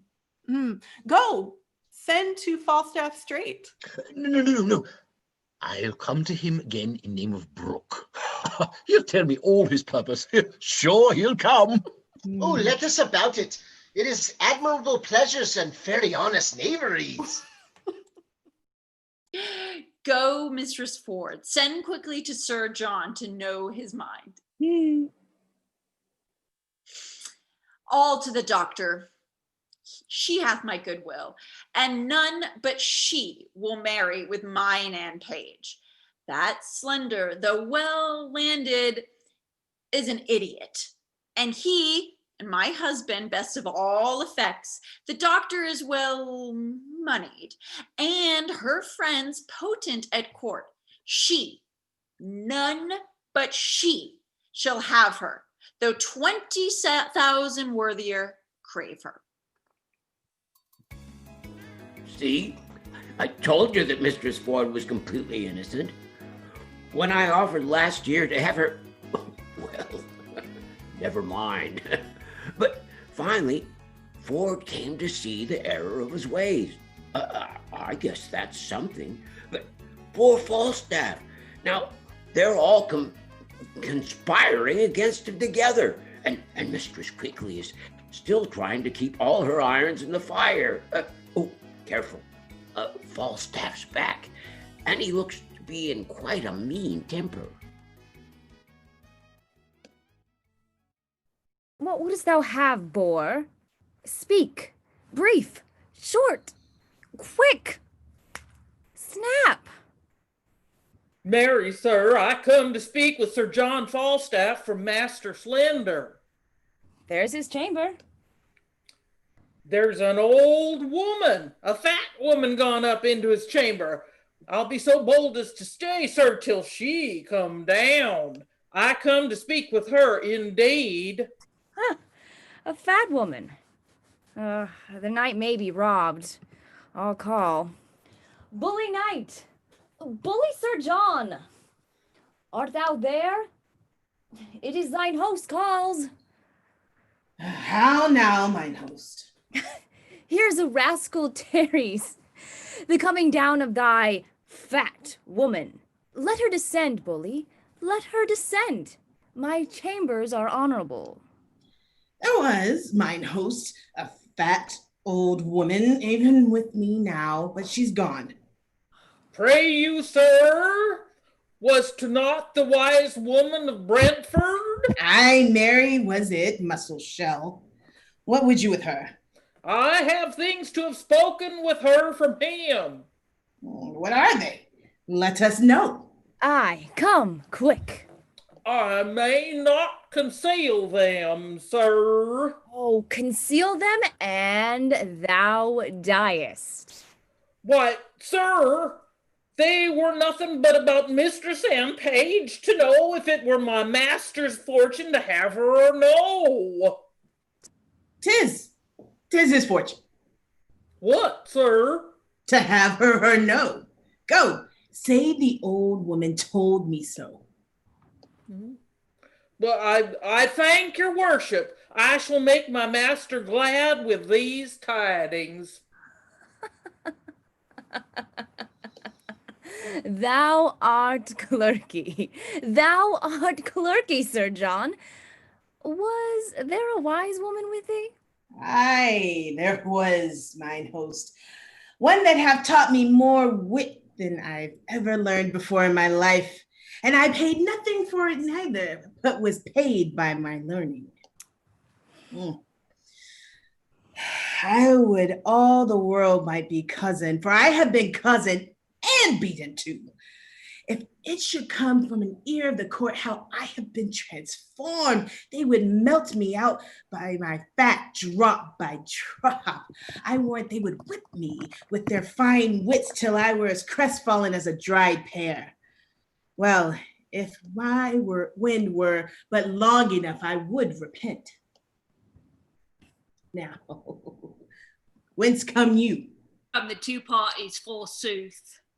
The devil take one party, and his damn the other, and so shall they both be bestowed. I have suffered more for their sakes, more than their villainous inconsistencies of a man's disposition is able to bear. And have they not suffered? Yes, I warrant, speciously one of them.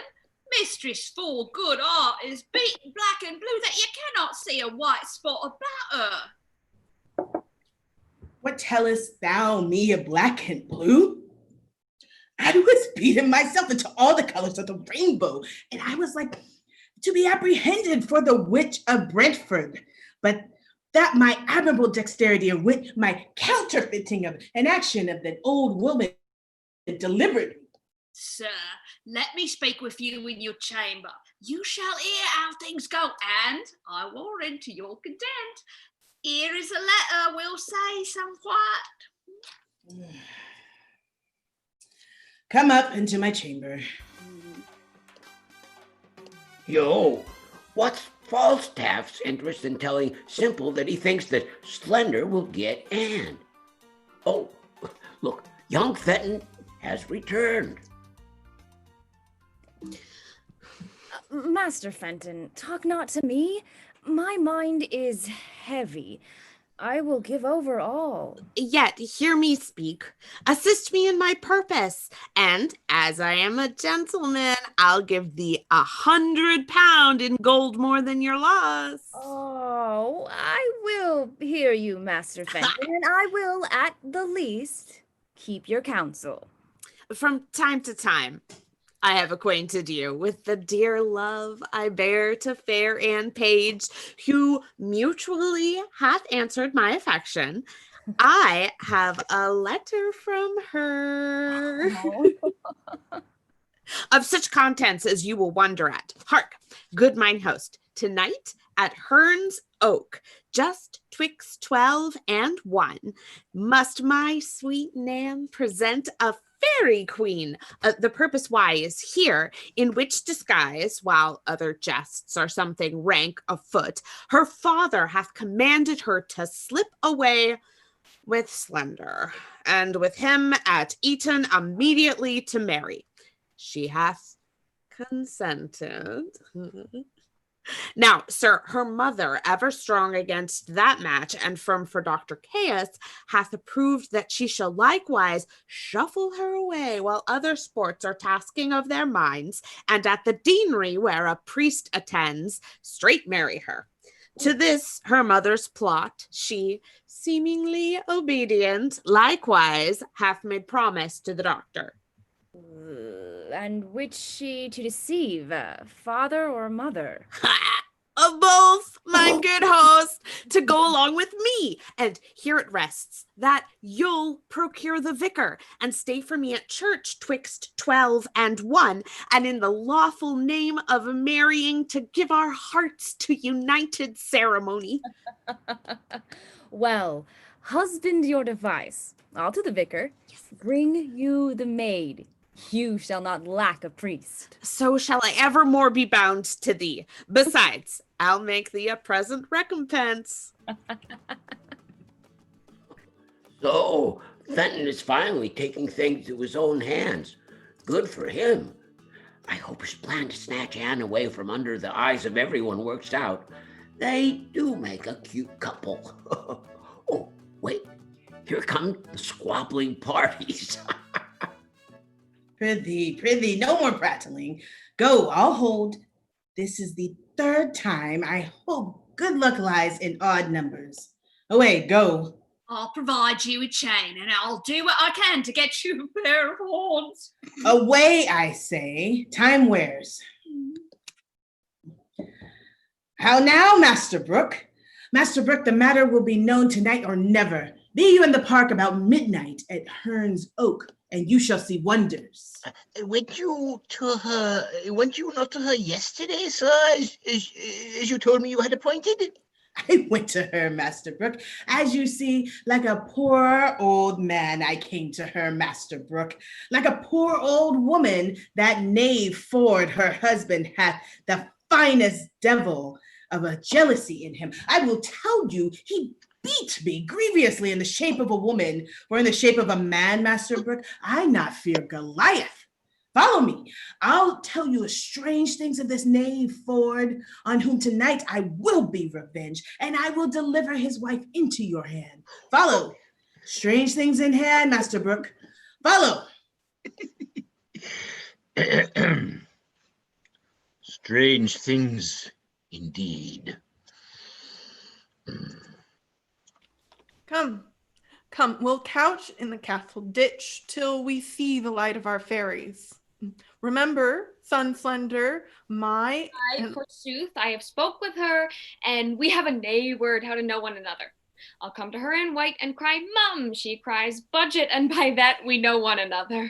Yeah, that's good. The white will decipher her well enough. It has struck 10 o'clock. The night is dark. Light and spirits will become it.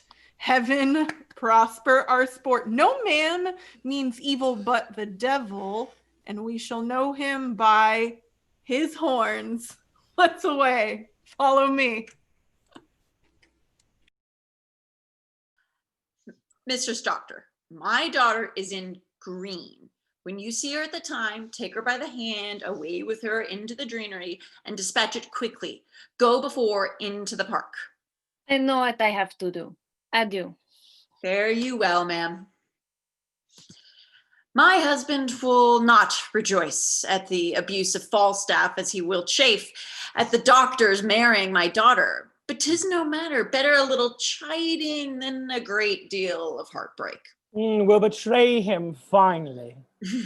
Against such lewdness and their lechery, those that betray them do no treachery. Oh, the hour draws near. To the oak! To the oak! Wait, let me get this straight.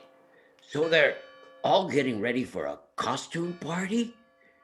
They better be social distancing. Well, I guess they'll be wearing masks. That's something. And what was it? Falstaff will be wearing horns. Page told Slender Anne will be in white. Mistress Page told the doctor that Anne will be in green.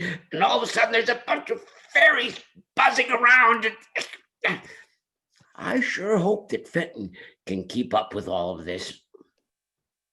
The Windsor bell hath struck 12. The minute draws on. Now the hot-blooded gods assist me. Oh, powerful love, that in some respects make a beast a man, and in some a man a beast. For me, I am here a Windsor stag, the fattest, I think, in a forest. Ah, who comes here? My doe? Sir John, art thou there, my dear? My male dear? My doe with the black scut. Mistress Page has come with me. Sweetheart. Divide me in two like a bride buck. Ancient taunt my horns bequeath your husbands. I am a woodman, Speak like the hern of hunter. I am a true spirit. Welcome. Alas, what noise? Oh, heaven forgive our sins. What should this be? Away! Away! I think the devil will not have me damned lest the oil that's in me should set hell afire. He would never have crossed me thus. Fairies, black, grey, green and white, you moonshine revellers and shades of night, attend your office and your quality. Crier, hobgoblin, make the fairy oys. Elvis, list your names. Silence, you yery toys. Cricket to Windsor chimneys shalt thou leap. Their fires thou finds unranged, and her hearts unswept. Their pinch the maids as blue as mulberry. Our radiant queen hates sluts and slaughtery. They are fairies. He that speak to them shall die. I'll wink and couch. No man must work their eye. About, search Windsor Castle, elves within and out. Strew good luck oaths on every sacred room, that it may stand till the perpetual doom and state as wholesome as in state 'tis fit. Worthy the owner, and the owner it. Away, disperse, but till 'tis 1 o'clock, our dance of custom round the oak of Ern the Hunter, let us not forget. But stay! Smell a man of Middle Earth. Heavens defend me from that Welsh fairy, lest he transform me into a piece of cheese. Vile worm, thou wast overlooked even thy birth. A trial come. Come, will this wood take fire? Corrupt and tainted in desire, about you fairies, sing a scornful rhyme, and as you trick, pinch him to your time. Fie on sinful fantasy, fie on lust and luxury. Lust is but a bloody fire kindled with unchaste desire. Pinch him, fairies, mutually. Pinch him for his villainy. Pinch him and burn him and turn him about, till candles and starlight and moonshine be out.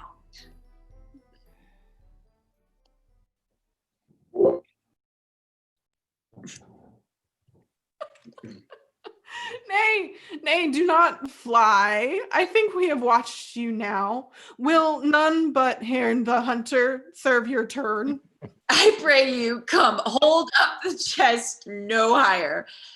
Now, good Sir John, how like you the Windsor wives? See you these husbands? Do these not fairy yokes become the forest better than the town? Now, sir, who's a cuckold now?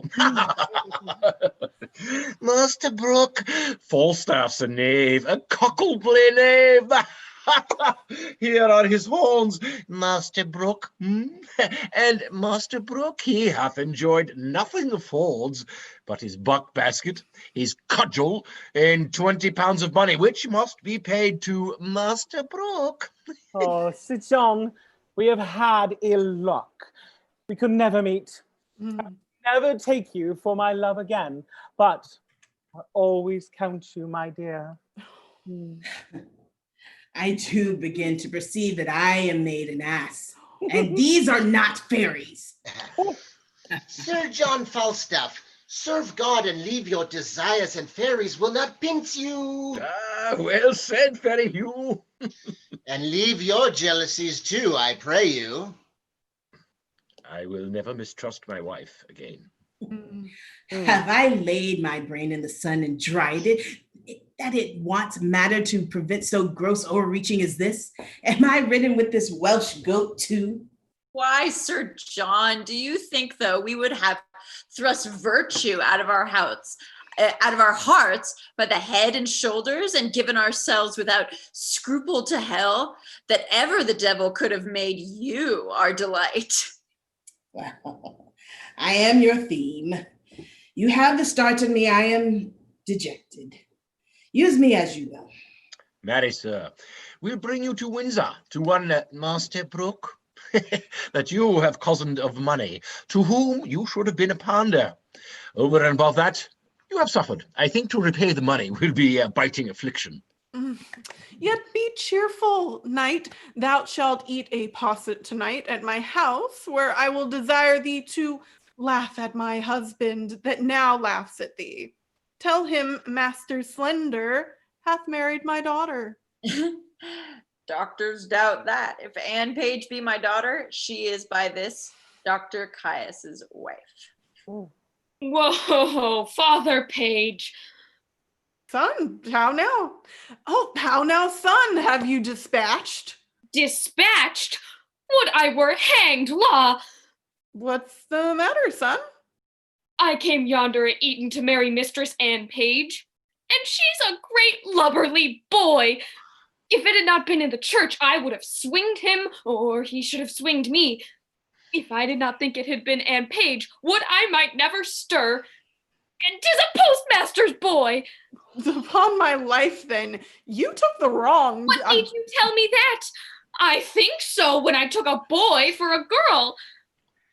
Oh, if I had been married to him, for all he was in women's apparel, I would not have had him. Why, this is your own folly. Did I not tell you how you should know my daughter by her garments? I went to her in white and cried, Mom, and she cried, Budget, as Anne and I had appointed. Yet it was not Anne, but a postmaster's boy. Good, George. Be not angry. I knew of your purpose, turned my daughter into green, and indeed she is now with the doctor at the Drennery, and they're married. Where is Mistress Page? Baga! I am cousined! I am married un garçon, un boy, un person, baga! Our boy! It is not Anne Page, baga! I am cousined. Why? Did you take her in green?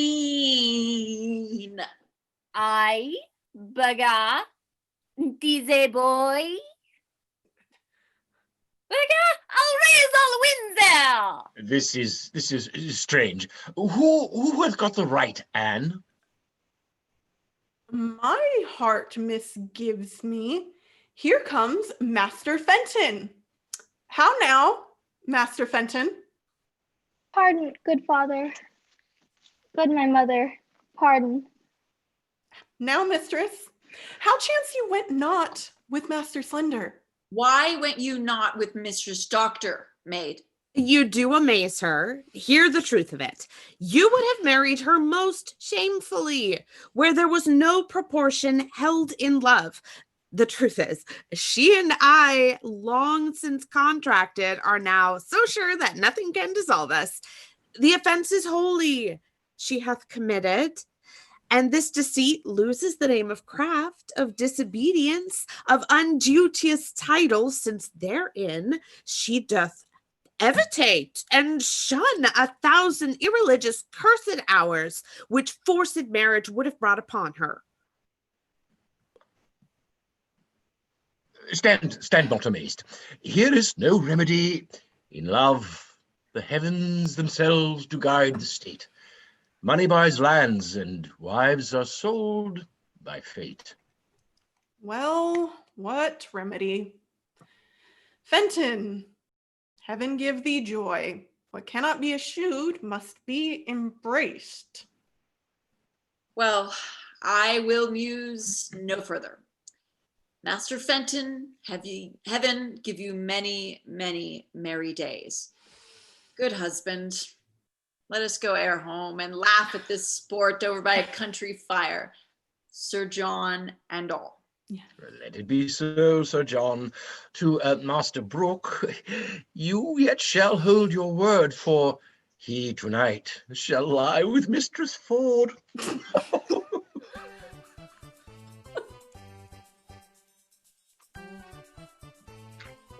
Yo, I do so love a happy ending.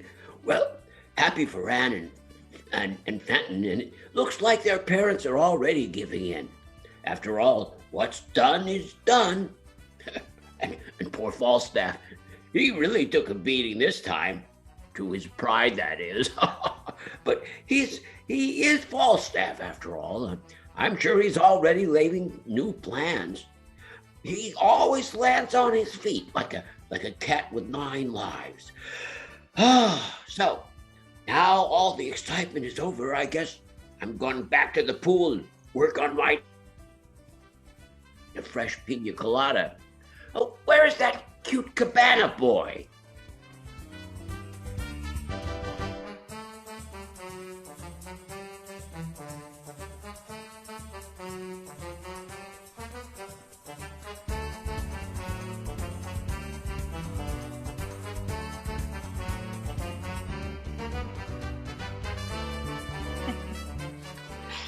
Well, hello, good evening, dear audience. Thank you so much for joining us tonight for this awesome show. My name is Angeliki de Morgan. I'm the director. And first of all, I wanted to thank the Majestic Theatre for giving me the opportunity to direct my first show. And now I would like to introduce you to the amazing cast that I was blessed with for this wonderful production. Michael Wren was our amazing narrator. Mistress Ford was played by Ryan McWayne. Mistress Page, Coleman McNair. Falstaff, Brandy Douglas. Ford, Paul Roeder. Page, Brianna Manasseh. Mistress Quickly, Stephanie Crowley. Dr. Caius, Ellie Smith. Sir Hugh, Pat Perdue. Robert Challow, Rob Greenwade. Slender, Fiona Jenkins. Fenton, Rachel Kohler. Anne Page, Elizabeth Tran. Simple, Anne Hubble. John Rugby, Nancy Homan. Robin, Ralph Turley. Pistol, Arun Kumar. Nim, Rose Taylor. Bardolph, Thomas Weaver. John, Valerie Asbell. And Robert, Carol Flanagan.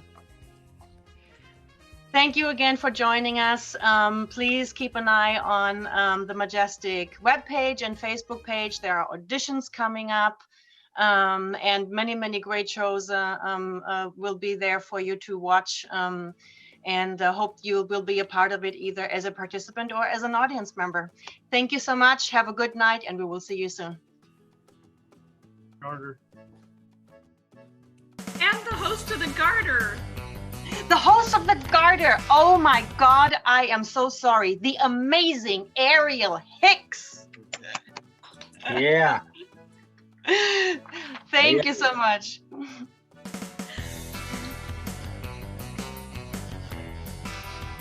The Rover is a hilarious classic adapted for the modern age.